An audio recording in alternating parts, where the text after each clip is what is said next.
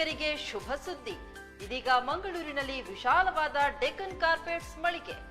ಎಲ್ಲ ಮಾದರಿಯ ಅತ್ಯುತ್ತಮ ಗುಣಮಟ್ಟದ imported carpets, rugs, mattresses, sofa cum bed, cots, quilts, bedsheets, bath towels, bath mats, curtains, blinds.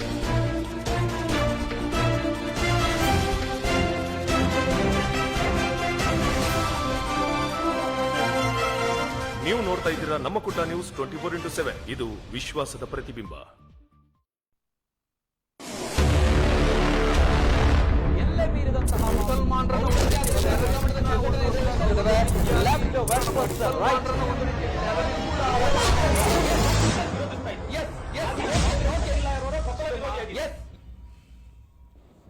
ನಮಸ್ಕಾರ ವೀಕ್ಷಕರೇ, ಇವತ್ತಿನ ಪ್ರೈಮ್ ಟೈಮ್ ಕಾರ್ಯಕ್ರಮಕ್ಕೆ ಸ್ವಾಗತ. ಇಡೀ ರಾಜ್ಯಾದ್ಯಂತ ಅದೇ ರೀತಿ ಕರಾವಳಿ ಭಾಗದಾದ್ಯಂತ ಚರ್ಚೆ ಆಗ್ತಾ ಇರುವಂತಹ ಒಂದು ವಿಚಾರದ ಬಗ್ಗೆ ನಾವು ಮಾತನಾಡ್ತಿದ್ದೇವೆ. ಕಳೆದ 4-5 ದಿನಗಳಿಂದ ಕರಾವಳಿ ಭಾಗ ಅನ್ನುವಂಥದ್ದು ಏನಿದೆ, ಹೇಳಿ ಕೇಳಿ ಕೋಮು ಸೂಕ್ಷ್ಮ ಪ್ರದೇಶ ಅನ್ನುವಂತಹ ಮಾತುಗಳು. ಆದ್ರೆ ಕಳೆದ 4-5 ದಿನಗಳಿಂದ ಕರಾವಳಿ ಭಾಗದಲ್ಲಿ ದೊಡ್ಡ ಮಟ್ಟದಲ್ಲಿ ವ್ಯಾಪಕವಾಗಿರುವಂತಹ ಆಕ್ರೋಶ, ಅದೇ ರೀತಿ ಚರ್ಚೆಗೆ ಕಾರಣವಾಗ್ತಾ ಇರುವಂತಹ ವಿಚಾರ ಅಂತ ಹೇಳಿದ್ರೆ ಪ್ರಚೋದನಾತ್ಮಕವಾಗಿರುವಂತಹ ವಿಚಾರ.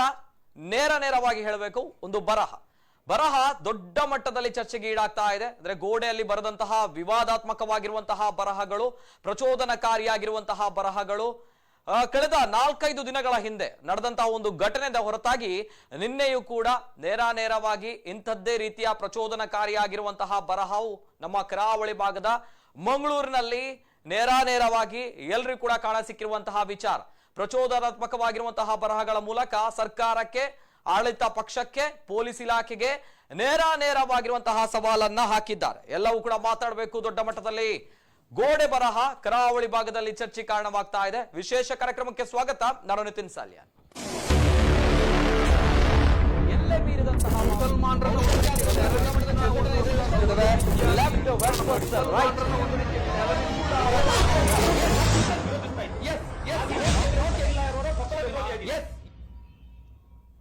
ಕರಾವಳಿ ಭಾಗದಾದ್ಯಂತ ಪ್ರಚೋದನಾತ್ಮಕವಾಗಿರುವಂತಹ ಗೋಡೆಯ ಬರಹಗಳು ನೇರವಾಗಿ ಜನಸಾಮಾನ್ಯರಲ್ಲಿ, ಮಂಗಳೂರಿನ ಜನತೆಯಲ್ಲಿ ಆತಂಕವನ್ನ ಸೃಷ್ಟಿ ಮಾಡಿರುವಂತದ್ದು ಮಾತ್ರ ಅಷ್ಟೇ ಸತ್ಯವಾಗಿರುವಂತಹ ವಿಚಾರ. ಕಾರಣ, ಕದ್ರಿಯಲ್ಲಿ ಯಾವ ರೀತಿ ಖಾಸಗಿ ಅಪಾರ್ಟ್ಮೆಂಟ್ ಒಂದರ ಗೋಡೆಯಲ್ಲಿ, ಆವರಣದ ಗೋಡೆಯಲ್ಲಿ ಲಷ್ಕರ್ ಇ ತೊಯ್ಬಾ ಉಗ್ರವಾದಿ ಸಂಘಟನೆ, ಭಯೋತ್ಪಾದಕರ ಪರವಾಗಿರುವಂತಹ ವಾದವನ್ನ ಆ ಗೋಡೆಯಲ್ಲಿ ನೇರವಾಗಿ ನಮೂದಿಸಲಾಗಿತ್ತು.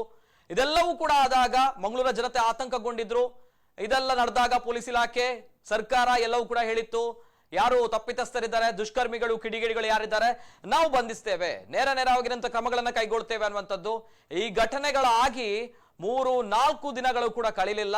ಇನ್ನೊಂದು ಆಘಾತಕಾರಿಯಾಗಿರುವಂತಹ ಸನ್ನಿವೇಶ, ಘಟನೆ ಕರಾವಳಿ ಭಾಗದ ಮಂಗಳೂರಿನಲ್ಲಿರುವಂತಹ ನೇರವಾಗಿರುವಂತಹ ಒಂದು ರಸ್ತೆಯಲ್ಲಿ ನಡೆಯುತ್ತೆ. ಎಲ್ಲಿ ನಡೆಯುತ್ತೆ ಅಂತ ಹೇಳಿದ್ರೆ, ಇದು ನ್ಯಾಯಾಂಗ ವ್ಯವಸ್ಥೆ ಅನ್ನುವಂಥದ್ದೇನಿದೆ, ಕೋರ್ಟ್ ವ್ಯವಸ್ಥೆ ಅನ್ನುವಂಥದ್ದಿದೆ. ಕೋರ್ಟ್ನ ನ್ಯಾಯಾಂಗ ವ್ಯವಸ್ಥೆಯ ಆವರಣದಲ್ಲಿ ನಡೆದಂತಹ ಘಟನೆ ನಿಜಕ್ಕೂ ಕೂಡ ನೇರವಾಗಿ ಸರ್ಕಾರಕ್ಕೆ ಸವಾಲನ್ನ ಹಾಕಿದ್ದಾರೆ ಅನ್ನುವಂಥದ್ದು. ಏನಾಗಿದೆ, ಎಲ್ಲಾಗಿದೆ, ಏನ್ ಘಟನೆ ಆಗಿದೆ, ಈ ಬಾರಿ ಯಾವ ರೀತಿಯ ನೇರವಾಗಿರುವಂತಹ ಪ್ರಚೋದನಾತ್ಮಕವಾಗಿರುವಂತಹ ಬರವನ್ನ ಬರೆದಿದ್ದಾರೆ, ಕಂಪ್ಲೀಟ್ ಡೀಟೇಲ್ಸ್ ಬರ್ತಾ ಇದೆ, ನೋಡ್ಕೊಂಡು ಬನ್ನಿ.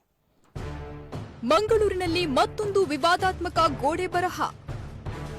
ಪ್ರವಾದಿಗೆ ಕೋಪ ಬಂದ್ರೆ ತಲೆ ದೇಹದಿಂದ ಬೇರ್ಪಡುತ್ತೆ, ಉಗ್ರ ಬರಹದ ಬೆನ್ನಲ್ಲೇ ತಲೆ ಕಡಿಯುವ ಎಚ್ಚರಿಕೆ ನೀಡಿದ ದುಷ್ಕರ್ಮಿಗಳು. ನಗರದ ಕದ್ರಿ ಪೊಲೀಸ್ ಠಾಣಾ ವ್ಯಾಪ್ತಿಯಲ್ಲಿ ಕೆಲವು ದಿನಗಳ ಹಿಂದೆ ದುಷ್ಕರ್ಮಿಗಳು ದೇಶದ್ರೋಹಿ ಬರಹವೊಂದನ್ನ ಗೋಡೆಯ ಮೇಲೆ ಬರೆದಿದ್ದು ಭಾರೀ ಸುದ್ದಿಯಾಗಿತ್ತು. ಈಗ ಅದೇ ರೀತಿಯ ಬರಹ ನಗರದ ಕೋರ್ಟ್ ರಸ್ತೆಯ ಗೋಡೆಯೊಂದರಲ್ಲಿ ಕಾಣಿಸಿಕೊಂಡಿದೆ.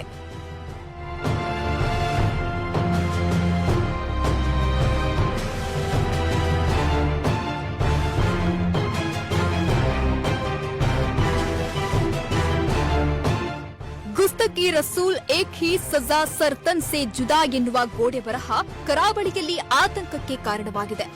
ಆ ಗೋಡೆ ಬರಹದ ಅರ್ಥ, ಪ್ರವಾದಿಗೆ ಕೋಪ ಬಂದ್ರೆ ಒಂದೇ ಶಿಕ್ಷೆ, ಅದು ತಲೆ ದೇಹದಿಂದ ಬೇರ್ಪಡುತ್ತೆ ಅಂತ.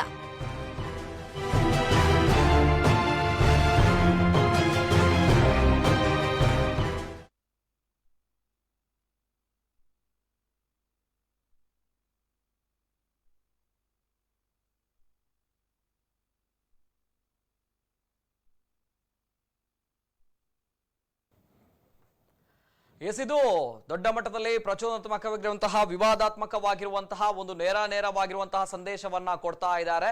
ಗೋಡೆಯಲ್ಲಿರುವಂತಹ ಬರಹ ರುಂಡ ಮುಂಡ ಬೇರ್ಪಡುತ್ತೆ ಅನ್ನುವಂಥದ್ದು. ಈ ಹಿಂದೆ ಕದ್ರಿಯಲ್ಲಿ ಬರೆದಿರುವಂಥದ್ದು ಲಷ್ಕರ್ ಇ ತೊಯ್ಬಾ ಉಗ್ರವಾದಿ ಸಂಘಟನೆಗಳ ಪರವಾಗಿರುವಂತಹ ಹೇಳಿಕೆ ಆಗಿದ್ರೆ, ಇಲ್ಲಿ ನೇರವಾಗಿರುವಂತಹ ಒಂದು ಮಾತನ್ನ ಹೇಳ್ತಾರೆ, ರುಂಡ ಮುಂಡವನ್ನ ಬೇರ್ಪಡಿಸ್ತೇವೆ ಅನ್ನುವಂಥದ್ದು. ಅದೇ ರೀತಿ ಇದರ ಬಗ್ಗೆ ಇನ್ನೊಂದು ಕಂಪ್ಲೀಟ್ ಡೀಟೇಲ್ಸ್ ಬರ್ತಾ ಇದೆ. ನಮ್ಮ ಪೊಲೀಸ್ ಇಲಾಖೆ ಯಾವ ರೀತಿ ಸನ್ನದ್ಧವಾಗಿದೆ, ಏನ್ ಮಾಡ್ತಾ ಇದೆ ಅನ್ನೋ ಅನೇಕ ಜನರು ಕೇಳ್ತಾ ಇದ್ದಾರೆ. ಕಳೆದ ಒಂದು 3-4 ದಿನಗಳಲ್ಲಿ ಇಂತಹ ಕೃತ್ಯಗಳು ನಡೀತಾ ಇದೆ. ಇನ್ನೂ ಕೂಡ ನಗರದ ಹೃದಯ ಭಾಗದಲ್ಲಿ ನಡೆದಿರುವಂತಹ ಘಟನೆಗಳು, ಯಾಕೆ ಆರೋಪಿಗಳನ್ನ ಬಂಧಿಸಲಾಗ್ತಾ ಇಲ್ಲ ಅನ್ನೋದು ಒಂದ್ಸಲ ಮಾಹಿತಿ ಬರ್ತಾ ಇದೆ. ಪೊಲೀಸ್ ಇಲಾಖೆ ಏನ್ ಮಾಡ್ತಾ ಇದೆ ನೋಡ್ಕೊ ಬನ್ನಿ. ವಿಜಯ್ ರಸ್ತೆ ಗೋಡೆಯೊಂದರಲ್ಲಿ ತಾಲಿಬಾನ್ ಪರ ಬರಹ. ಕೋಮು ಸೂಕ್ಷ್ಮ ಪ್ರದೇಶ ಮಂಗಳೂರಿನಲ್ಲಿ ಶಾಂತಿ ಕೆದಡುವ ಪ್ರಯತ್ನ. ಕೆಲವು ದಿನಗಳ ಹಿಂದೆ ಕದ್ರಿ ಠಾಣಾ ವ್ಯಾಪ್ತಿಯ ವಿಜಯ್ ರಸ್ತೆಯಲ್ಲಿ ಲಷ್ಕರ್ ಎ ತೊಯ್ಬಾ ಮತ್ತು ತಾಲಿಬಾನ್ಗಳಿಗೆ ಸಂಘಿಗಳನ್ನ ಯಾವ ರೀತಿ ನೋಡಿಕೊಳ್ಬೇಕು ಎಂಬುದು ತಿಳಿದಿದೆ. ನಮ್ಮನ್ನ ವಿಧ್ವಂಸಕ ಕೃತ್ಯ ನಡೆಸಲು ಉತ್ತೇಜಿಸಲು ಬರಬೇಡಿ, ಲಷ್ಕರ್ ಜಿಂದಾಬಾದ್ ಎನ್ನುವ ಗೋಡೆ ಬರಹ ಭಾರೀ ವಿವಾದವನ್ನ ಹುಟ್ಟುಹಾಕಿತ್ತು. ಹೋಂಡಾ ಆಕ್ಟಿವಾದಲ್ಲಿ ಬಂದ 2 ಕಿಡಿಗೇಡಿಗಳು ವಿಜಯ್ ರಸ್ತೆಯಲ್ಲಿರುವ ಅಪಾರ್ಟ್ಮೆಂಟ್ ಮುಂಭಾಗದ ಗೋಡೆ ಮೇಲೆ ಈ ಕೃತ್ಯವನ್ನ ಎಸಗಿದ್ದಾರೆ ಎಂದು ಹೇಳಲಾಗುತ್ತಿದೆ. ಮಂಗಳೂರು ಪೊಲೀಸರು ದೇಶದ್ರೋಹಿಗಳ ಜಾಡು ಹಿಡಿದು ಕಾರ್ಯಾಚರಣೆಯನ್ನ ಈಗಾಗಲೇ ಆರಂಭಿಸಿದ್ದಾರೆ.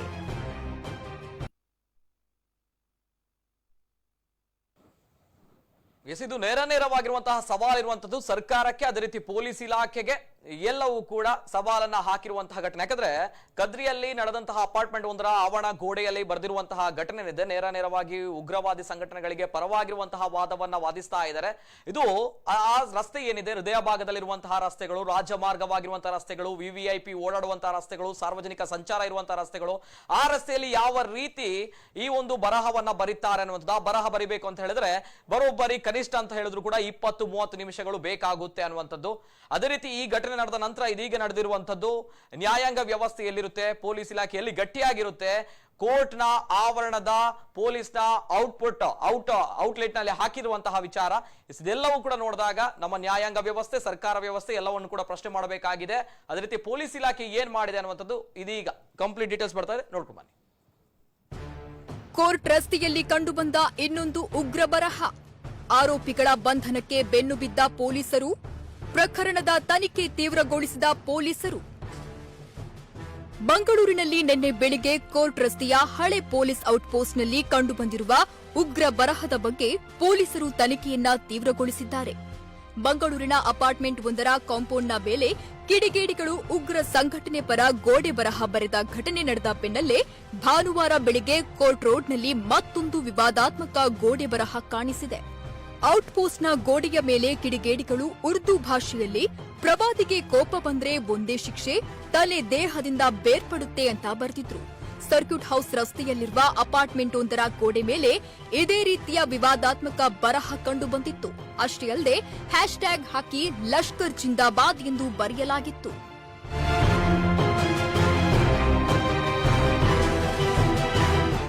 ಈ ಪ್ರಕರಣಕ್ಕೆ ಸಂಬಂಧಪಟ್ಟಂತೆ ಮಂಗಳೂರು ನಗರ ಪೊಲೀಸ್ ಕಮಿಷನರ್ 3 ಪ್ರತ್ಯೇಕ ತಂಡಗಳನ್ನ ದುಷ್ಕರ್ಮಿಗಳ ಪತ್ತೆಗಾಗಿ ನೇಮಿಸಿದ್ರು. ಆದರೆ ಆರೋಪಿಗಳನ್ನ ಬಂಧಿಸಲು ಸಾರ್ವಜನಿಕರು ಸಹಭಾಗಿತ್ವ ನೀಡಬೇಕೆಂದು ಇದೀಗ ಕಮಿಷನರ್ ವಿಕಾಸ್ ಕುಮಾರ್ ಸಾರ್ವಜನಿಕರಲ್ಲಿ ಮನವಿ ಮಾಡಿದ್ದಾರೆ. ಅಲ್ಲದೆ ರಾತ್ರಿ ಪಾಳಿಯ ಗಸ್ತು ಭೇಟಿಯನ್ನ ಪೊಲೀಸರು ತೀವ್ರಗೊಳಿಸಿದ್ದಾರೆ. ಸಂಶಯಾಸ್ಪದ ವ್ಯಕ್ತಿಗಳು ಕಂಡುಬಂದಲ್ಲಿ ಅಂಥವರ ವಿರುದ್ಧ ಕೂಡಲೇ ಪೊಲೀಸರಿಗೆ ಮಾಹಿತಿ ನೀಡಿರಿ. ಅವರ ವಿಚಾರಗಳನ್ನ ಗೌಪ್ಯವಾಗಿಡಲಾಗುವುದು. ಪ್ರಚೋದನಕಾರಿ ಬರಹ ಬರೆದವರ ವಿರುದ್ಧ ಸೂಕ್ತ ನಿರ್ದಾಕ್ಷಿಣ್ಯ ಕಾನೂನು ಕ್ರಮ ತೆಗೆದುಕೊಳ್ಳಲಾಗುವುದು ಎಂದು ಕಮಿಷನರ್ ಹೇಳಿದ್ದಾರೆ. ಯಾರಾದರೂ ಇಂತಹ ಚಟುವಟಿಕೆಗಳಲ್ಲಿ ತೊಡಗಿರುವ ಬಗ್ಗೆ ಮಾಹಿತಿ ಲಭ್ಯವಿದ್ದಲ್ಲಿ ಸಾರ್ವಜನಿಕರು ಕಾನೂನು ಮತ್ತು ಸುವ್ಯವಸ್ಥೆ ಡಿಸಿಪಿ 9480802304, ಅಪರಾಧ ಮತ್ತು ಸಂಚಾರ ಡಿಸಿಪಿ 9480802305, ನಗರ ನಿಯಂತ್ರಣ ಕೊಠಡಿ 0824222822 ಅಥವಾ ಸಮೀಪದ ಪೊಲೀಸ್ ಠಾಣೆಗೆ ಮಾಹಿತಿ ನೀಡಬಹುದಾಗಿದೆ. ಮಾಹಿತಿ ನೀಡಿದ ವ್ಯಕ್ತಿಯ ವಿವರವನ್ನ ಗೌಪ್ಯವಾಗಿ ಇಡಲಾಗುವುದು ಅಂತ ಪೊಲೀಸ್ ಆಯುಕ್ತರು ತಿಳಿಸಿದ್ದಾರೆ. ಇದೀಗ ಈ ಘಟನೆಗಳು ನೇರವಾಗಿ ಸರ್ಕಾರಕ್ಕೆ, ಪೊಲೀಸ್ ಇಲಾಖೆಗೆ ದೊಡ್ಡ ಮಟ್ಟದ ಸವಾಲಾಗಿದೆ. ಹಾಗಾಗಿ ವಿಕಾಸ್ ಕುಮಾರ್ ಅವರು, ಪೊಲೀಸ್ ಕಮಿಷನರ್, ಈಗಾಗಲೇ ಅವರ ಮಾಹಿತಿಯನ್ನು ಯಾರಿಗಾದ್ರೂ ಸಿಕ್ಕಿದ್ರೆ, ಅಂದ್ರೆ ಇಂತಹ ಒಂದು ಚಟುವಟಿಕೆಗಳಲ್ಲಿ ಯಾರಾದ್ರೂ ಕಂಡು ಬಂದ್ರೆ ನೇರವಾಗಿರುವಂತಹ ನಂಬರ್ಗಳನ್ನು ಕೊಟ್ಟಿದ್ದಾರೆ, ಇದಕ್ಕೆ ಕರೆ ಮಾಡಿ ಅನ್ನುವಂಥದ್ದು ಅವರು ಹೇಳಿದ್ದಾರೆ. ಇದೇ ರೀತಿ ದೊಡ್ಡ ಮಟ್ಟದ ಪ್ರಶ್ನಾರ್ಥಕ ಚಿಹ್ನೆ ನಮ್ಮ ಕರಾವಳಿ ಭಾಗದಲ್ಲಿ ಕೋಮು ಸೂಕ್ಷ್ಮ ಪ್ರದೇಶಗಳಲ್ಲಿ ಮತ್ತೊಮ್ಮೆ ಕೇಳಿ ಬರ್ತಾ ಇದೆ. ಇದೇ ಘಟನೆ ಮುಂದುವರೆದ್ರೆ ಏನ್ ಕತೆ ಅನ್ನುವಂಥದ್ದು ಕಾಂಗ್ರೆಸ್ ಪಕ್ಷದವರು ಕೂಡ ಆರೋಪ ಮಾಡ್ತಾ ಇದ್ದಾರೆ. ಈ ಕಡೆ ಆಡಳಿತ ಪಕ್ಷ ವೈಫಲ್ಯವನ್ನ ಕಂಡಿದೆ ಅನ್ನುವಂಥದ್ದು, ರೌಡಿಗಳ ಅಟ್ಟಹಾಸ ಆಗ್ತಾ ಇದೆ. ಆದ್ರೆ ಬಿಜೆಪಿ ಸರ್ಕಾರದಲ್ಲಿ ಇಂತಹ ಪ್ರಕರಣಗಳು ಆಗ್ತಾ ಇದೆ, ಕಾಂಗ್ರೆಸ್ ಸರ್ಕಾರದಲ್ಲಿ ಯಾವುದೇ ರೀತಿಯ ಪ್ರಕರಣಗಳು ನಡೆದಿಲ್ಲ ಅನ್ನುವಂಥದ್ದು ಯುಟಿಕಾದ್ರು ನೇರವಾಗಿರುವಂತಹ ಆರೋಪಗಳನ್ನು ಕೂಡ ಈಗಾಗಲೇ ಮಾಡಿರುವಂತದ್ದು. ಅದೇ ರೀತಿ ಜನರು ಕೂಡ ಕೇಳ್ತಾ ಇರುವಂತಹ ಹಲವಾರು ವಿಚಾರಗಳು. ಒಂದು 4-5 ದಿನಗಳ ಅಂತರದಲ್ಲಿ ಇಂತಹ ಘಟನೆಗಳು ನಡೀತಾ ಇದೆ ಅಂತ ಹೇಳಿದ್ರೆ ಸರ್ಕಾರ ಏನ್ ಮಾಡ್ತಾ ಇದೆ, ಪೊಲೀಸ್ ಇಲಾಖೆ ಏನ್ ಮಾಡ್ತಾ ಇದೆ, ಯಾರ ವೈಫಲ್ಯ ಅನ್ನುವಂಥದ್ದು ಮಾತಾಡಬೇಕು ನೇರವಾಗಿ. ನಮ್ಮ ಜೊತೆ ಇವತ್ತಿನ ಕಾರ್ಯಕ್ರಮದಲ್ಲಿ ಗಣ್ಯ ವ್ಯಕ್ತಿಗಳು ಜಾಯ್ನ್ ಆಗಿದ್ದಾರೆ. ಕಾರ್ಯಕ್ರಮಕ್ಕೆ ಮೊದಲದಾಗಿ ವೆಲ್ಕಮ್ ಮಾಡಬೇಕು ಬಿಜೆಪಿ ವಕ್ತಾರರಾಗಿರುವಂತಹ ಜಗದೀಶ್ ಶೆಣವ್ ಅವರು ನಮ್ಮ ಜೊತೆ ಇದ್ದಾರೆ. ಕಾರ್ಯಕ್ರಮಕ್ಕೆ ಸ್ವಾಗತ ಜಗದೀಶ್ ಶೆಣವ್ ಅವರಿಗೆ.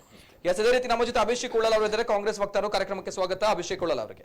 ಅದೇ ರೀತಿ ನಮ್ಮ ಜೊತೆ ಎಸ್ಡಿಪಿಐ ರಾಜ್ಯ ಉಪಾಧ್ಯಕ್ಷರು ಅಡ್ವೊಕೇಟ್ ಅಬ್ದುಲ್ ಮಜೀದ್ ಅವರಿದ್ದಾರೆ. ಕಾರ್ಯಕ್ರಮಕ್ಕೆ ಸ್ವಾಗತ ಅಬ್ದುಲ್ ಮಜೀದ್ ಅವರಿಗೆ. ಮೂವರು ಗಣ್ಯ ವ್ಯಕ್ತಿಗಳು ಕಾರ್ಯಕ್ರಮದಲ್ಲಿ ಜಾಯ್ನ್ ಆಗಿದ್ದಾರೆ. ಉಗ್ರ ಬರಹದ ಬೆನ್ನಲ್ಲೇ ತಲೆ ಕಡಿಯುವಂತಹ ನೇರವಾಗಿರುವಂತಹ ಸವಾಲನ್ನ, ಅದೇ ರೀತಿ ಪ್ರಚೋದನಾತ್ಮಕವಾಗಿರುವಂತಹ ವಿವಾದಾತ್ಮಕವಾಗಿರುವಂತಹ ಗೋಡೆ ಬರಹವನ್ನ ಕರಾವಳಿ ಭಾಗದ ಮಂಗಳೂರಿನ ಕೋರ್ಟ್ನ ಆವರಣದಲ್ಲಿ ಬರೆಯಲಾಗಿದೆ. ಒಂದ್ ಕಡೆ ಹೃದಯ ಭಾಗದಲ್ಲಿ ಸಾರ್ವಜನಿಕ ರಸ್ತೆಯಲ್ಲಿ ಬರೆದಿರುವಂತಹ ಒಂದು ವಿವಾದಾತ್ಮಕ ಹೇಳಿಕೆ, ಗೋಡೆ ಬರಹ ಬೆನ್ನಲ್ಲೇ ಇನ್ನೊಂದು ಪ್ರಕರಣ. ಏನ್ ಹೇಳ್ತೀರಾ ಜಗದೀಶ್ ಶೆಣವ, ಫಸ್ಟ್ ರಿಯಾಕ್ಷನ್ ಸರ್? ಖಂಡಿತವಾಗಿ ಮಂಗಳೂರಲ್ಲಿ ಮಾತ್ರ ಅಲ್ಲ, ಇಡೀ ರಾಜ್ಯದಲ್ಲಿ ಈ ದೇಶದ್ರೋಹಿಗಳ ಸಂಖ್ಯೆ ಹೆಚ್ಚಾಗ್ತದೆ. ಅದಕ್ಕೇನು ನಾವು ಸರ್ಕಾರದಲ್ಲಿ ಇಲ್ಲದಿರುವಾಗಲೂ ಈ ಮಾತನ್ನು ಹೇಳ್ತಾ ಇದ್ದೆವು. ಈಗ ನಮ್ಮ ಬಾಗಿಲಿಗೆ ಬಂದು ಮುಟ್ಟಿದೆ ಅಂತ ಕಾಣುತ್ತದೆ. ಆದರೆ ಇದೊಂದು ದೇಶದ್ರೋಹಿಗಳ ಮಾತ್ರ ಅಲ್ಲ, ಹೇಡಿಗಳ ಕೃತ್ಯ ಕೂಡ. ಯಾಕಂದ್ರೆ ಯಾರೋ ಬಂದು ರಾತ್ರಿ ಬಂದು ಬರೆದು ಹೋಗುದು ಇದೊಂದು ಹೇಡಿಗಳ ಕೃತ್ಯ. ಖಂಡಿತವಾಗಿ ಸರ್ಕಾರ ಈ ನಿಟ್ಟಿನಲ್ಲಿ ಕಠಿಣವಾದ ಕ್ರಮ ಕೈಗೊಂಡು ಆದಷ್ಟು ಶೀಘ್ರದಲ್ಲಿ ಇಲ್ಲಿ ಯಾರು ಆರೋಪಿಗಳಿದ್ದಾರೆ, ನೈಜ ಆರೋಪಿಗಳಿದ್ದಾರೆ, ಅವರನ್ನು ಬಂಧಿಸ್ತದೆ.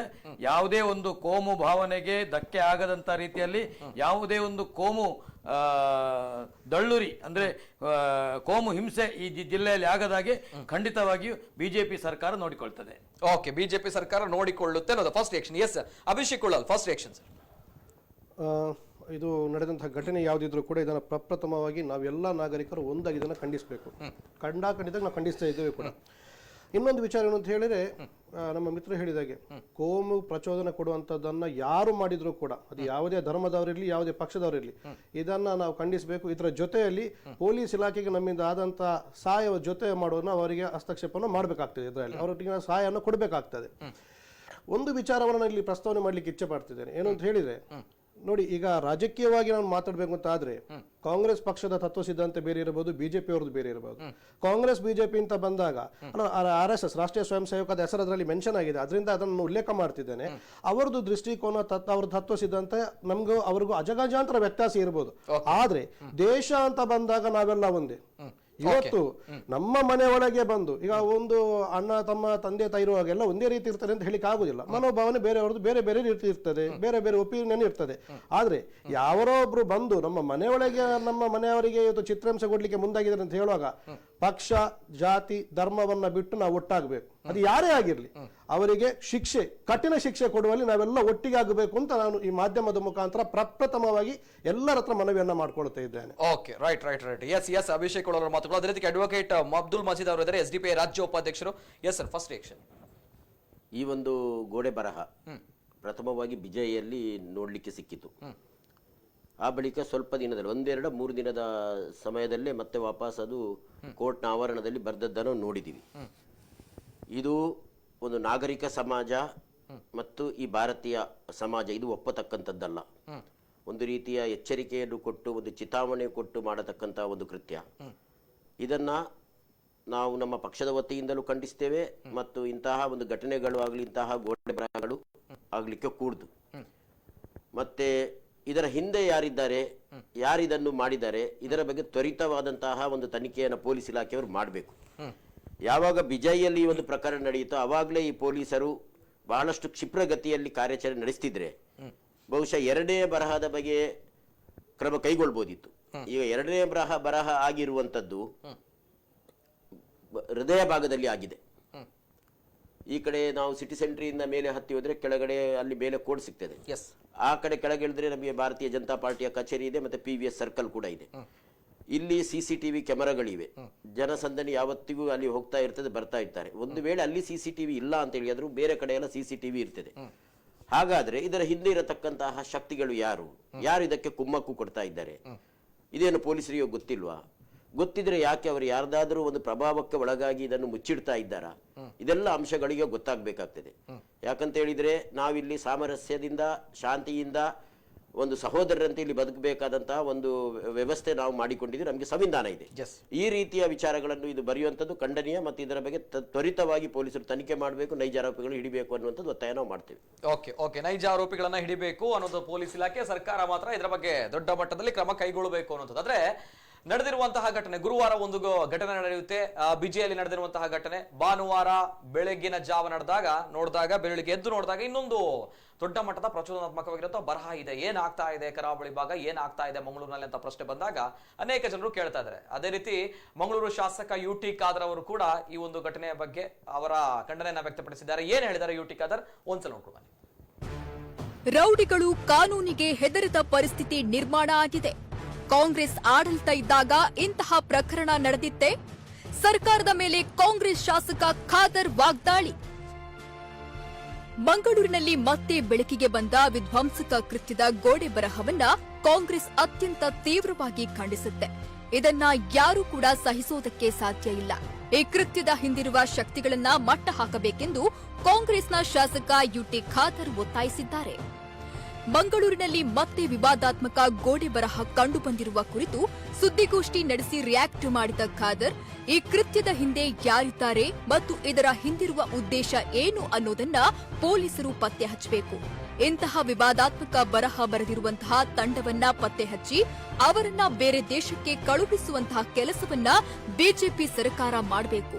ಏರ್ಪೋರ್ಟ್ಗೆ ಬಾಂಬ್ ಇಟ್ಟ ವಿಚಾರ ಹಾಗೂ ಮಂಗಳೂರಿನಲ್ಲಿ ನಡೆದ ಗೋಲಿಬಾರ್ ಪ್ರಕರಣ ಯಾವ ತಿರುವನ್ನ ಪಡೆಯಿತು ಅನ್ನೋದು ಇದುವರೆಗೂ ಸ್ಪಷ್ಟವಾಗಿಲ್ಲ.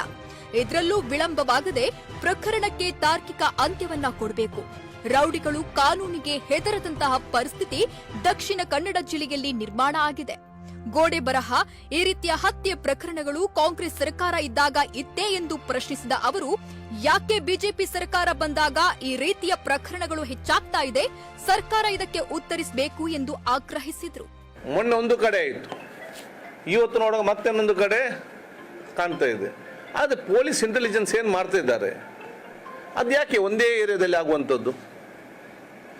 ಮತ್ತೆ ಅದರ ಅರ್ಥ ಒಂದೇ ಟೀಮ್ ಅದರ ಈ ಷಡ್ಯಂತ್ರದಿಂದ ಇದೆ. ಅದು ಯಾರೇ ಇರಲಿ,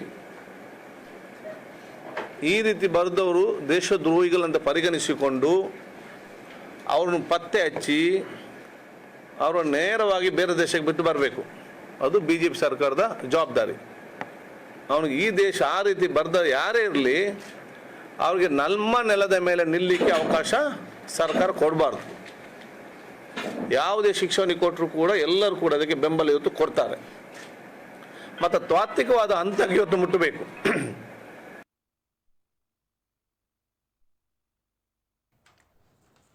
ಇದು ಮಂಗಳೂರು ಶಾಸಕ UT ಖಾದರ್ ಅವರ ಮಾತುಗಳು. ಅವರು ನೇರವಾಗಿ ಬಿಜೆಪಿ ಸರ್ಕಾರದ ವೈಫಲ್ಯವನ್ನ ಹೇಳ್ತಾ ಇದ್ದಾರೆ. ಅಲ್ಲಿ ವೈಫಲ್ಯ ಆಗಿದೆ ಅನ್ನುವಂಥದ್ದು, ರೌಡಿಗಳ ಅಟ್ಟಹಾಸ ಜಾಸ್ತಿ ಆಗ್ತಾ ಇದೆ ಬಿಜೆಪಿ ಸರ್ಕಾರದಲ್ಲಿ ಅನ್ನುವಂಥದ್ದು, ನಮ್ಮ ಸರ್ಕಾರದಲ್ಲಿ ಈ ರೀತಿ ಇರಲಿಲ್ಲ ಅನ್ನುವಂತಹ ಮಾತನ್ನ ಕಾಂಗ್ರೆಸ್ ಆಡಳಿತ ಇದ್ದಾಗ ಇದು ಇಲ್ಲ ಆಗಿತ್ತಾ ಅನ್ನುವಂಥ ಪ್ರಶ್ನೆಯನ್ನ ಕೇಳ್ತಾ ಇದ್ದಾರೆ. ಈ ಪ್ರಶ್ನೆಯನ್ನ ಜಗದೀಶ್ ಅವರ ಜೊತೆ ನಾನು ಕೇಳ್ತಾ ಇದ್ದೀನಿ. ಎಸ್ ಸರ್, ಜಗದೀಶ್ ಸರಣಿ ಹತ್ಯೆಗಳನ್ನು ನೋಡ್ಬೋದು.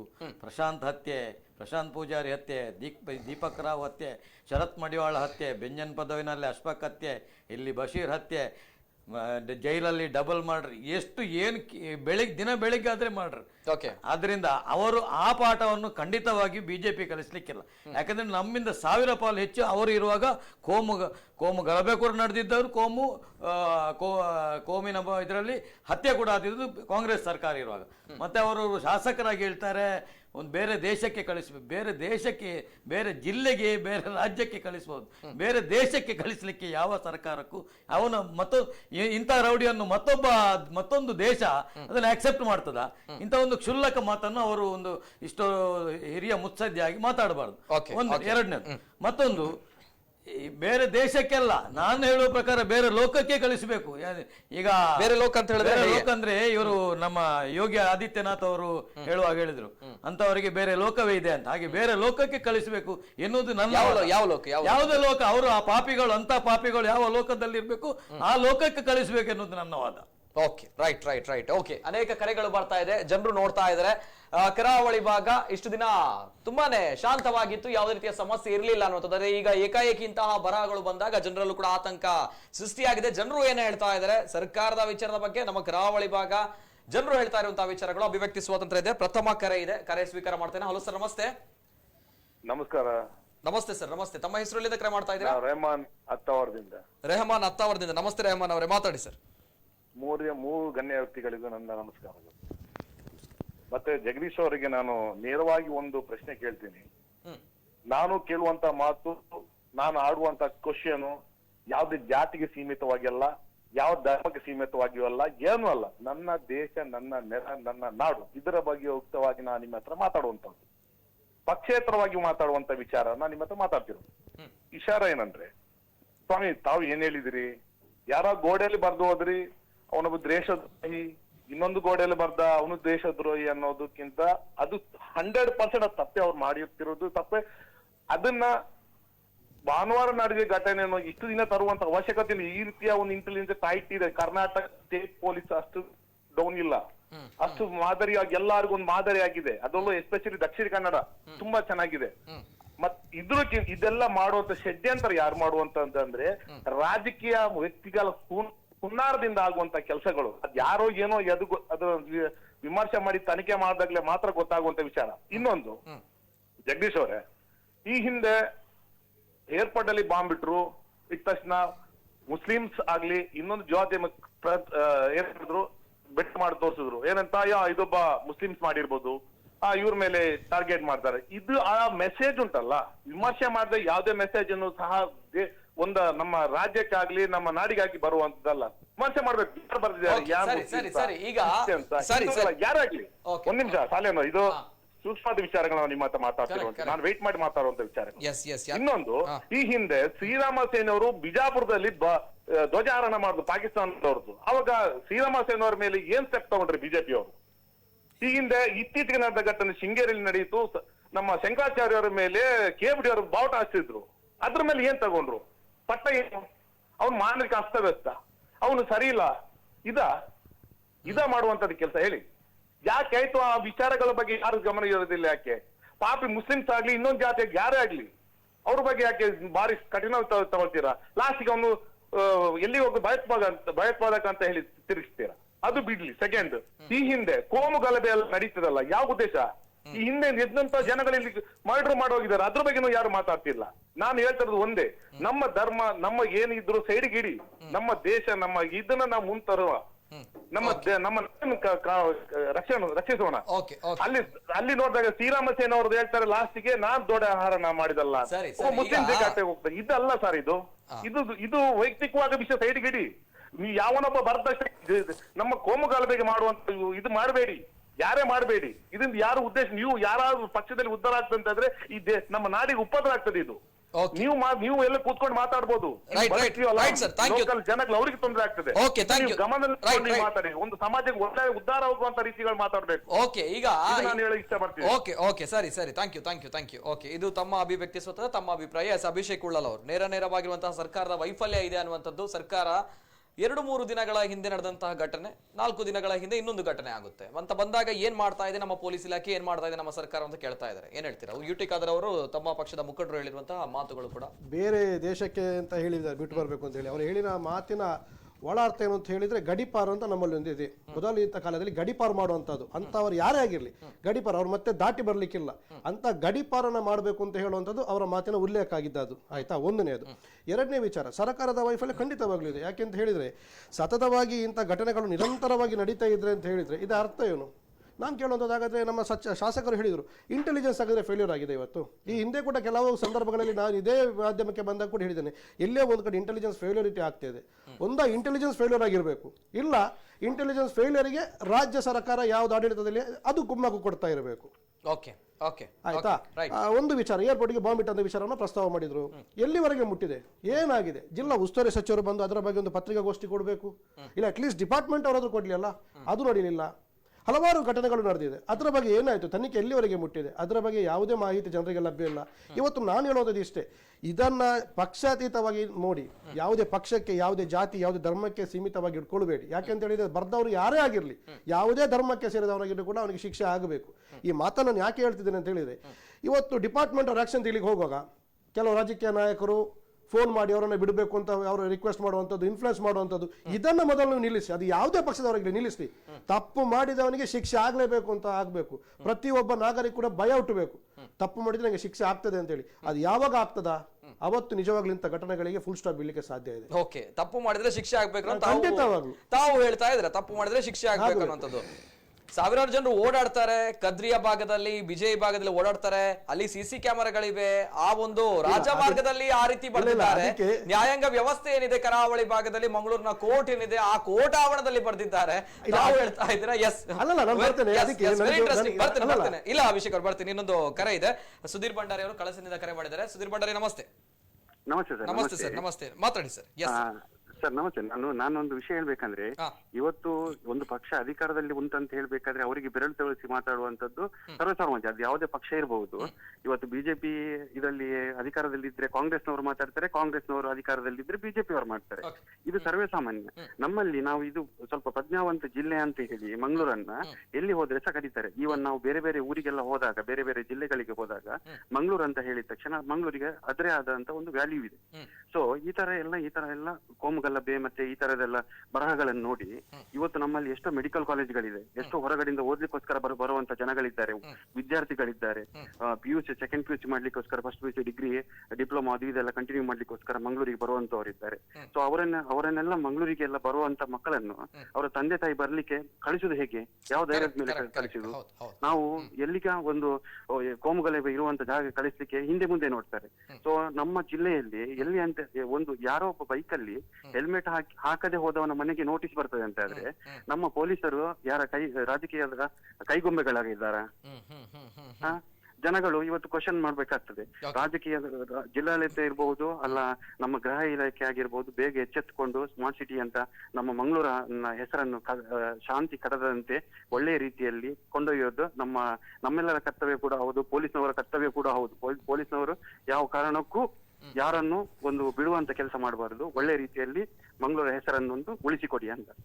Okay right. ಸುಧೀರ್ ಭಂಡಾರಿ ಅವರು, ಥ್ಯಾಂಕ್ ಯು ಸುಧೀರ್ ಭಂಡಾರಿ ಅವರು. ಎಸ್, ಅವರು ಹೇಳಿದಂತಹ ಮಾತನ್ನು ಕೂಡ ಗಮನಿಸಬೇಕು. ಅದೇ ರೀತಿ ಸೋಷಿಯಲ್ ಮೀಡಿಯಾಗಳಲ್ಲೂ ಕೂಡ ದೊಡ್ಡ ಮಟ್ಟದಲ್ಲಿ ನಮ್ಮ ಕರಾವಳಿ ಭಾಗದ ಒಂದು ಸರ್ಕಾರದ ವಿಚಾರವಾಗಿ ಅನೇಕ ಮಾತುಗಳು, ಅನೇಕ ಟೀಕೆ ಟಿಪ್ಪಣಿಗಳು ಎಲ್ಲವೂ ಕೂಡ ಹರಿದಾಡ್ತಾ ಇದೆ. ಸುಧೀರ್ ಭಂಡಾರಿ ಹೇಳಿದಾಗ ಒಂದು ಮಾತು ನೆನಪಿಗೆ ಬಂತು. ಸೋಷಿಯಲ್ ಮೀಡಿಯಾಗಳಲ್ಲಿ ನಿನ್ನೆಯಿಂದ ಹರಿದಾಡ್ತಾ ಇರುವಂತಹ ವಿಚಾರ ಹೇಳಬೇಕು, ಯಾಕಂದ್ರೆ ಬಿಜೆಪಿ ವಕ್ತಾರರು ಕೂಡ ನಮ್ಮ ಜೊತೆ ಇದ್ದಾರೆ. ನಮ್ಮೂರಲ್ಲಿ ವಿಮಾನ ನಿಲ್ದಾಣದಲ್ಲಿ ಬಾಂಬ್ ಇಡುವಾಗ ಕ್ಯಾಮರಾ ವರ್ಕ್ ಆಗಿರುವುದಿಲ್ಲ, ಪೊಲೀಸ್ ಸ್ಟೇಷನ್ಗೆ ದಾಳಿ ಮಾಡಿದಾಗ ಕ್ಯಾಮರಾ ವರ್ಕ್ ಆಗಿರುವುದಿಲ್ಲ, ಗೋಡೆ ಮೇಲೆ ದುಷ್ಕರ್ಮಿಗಳು ಗೀಚುವಾಗ್ಲೂ ಕೂಡ ಕ್ಯಾಮರಾ ವರ್ಕ್ ಆಗುದಿಲ್ಲ. ಆದ್ರೆ ಬೈಕ್ ನಲ್ಲಿ ಹಿಂದೆ ಕೂತವ ಹೆಲ್ಮೆಟ್ ಹಾಕದಿದ್ರೆ ಮಾತ್ರ ಮನೆಗೆ ದೊಡ್ಡ ಮಟ್ಟದಲ್ಲಿ ಒಂದು ನೋಟಿಸ್ ಬರುತ್ತೆ ಅನ್ನುವಂತಹ ವಿಚಾರಗಳು ಸೋಷಿಯಲ್ ಮೀಡಿಯಾಗಳಲ್ಲಿ ವೈರಲ್ ಆಗ್ತಾ ಇದೆ.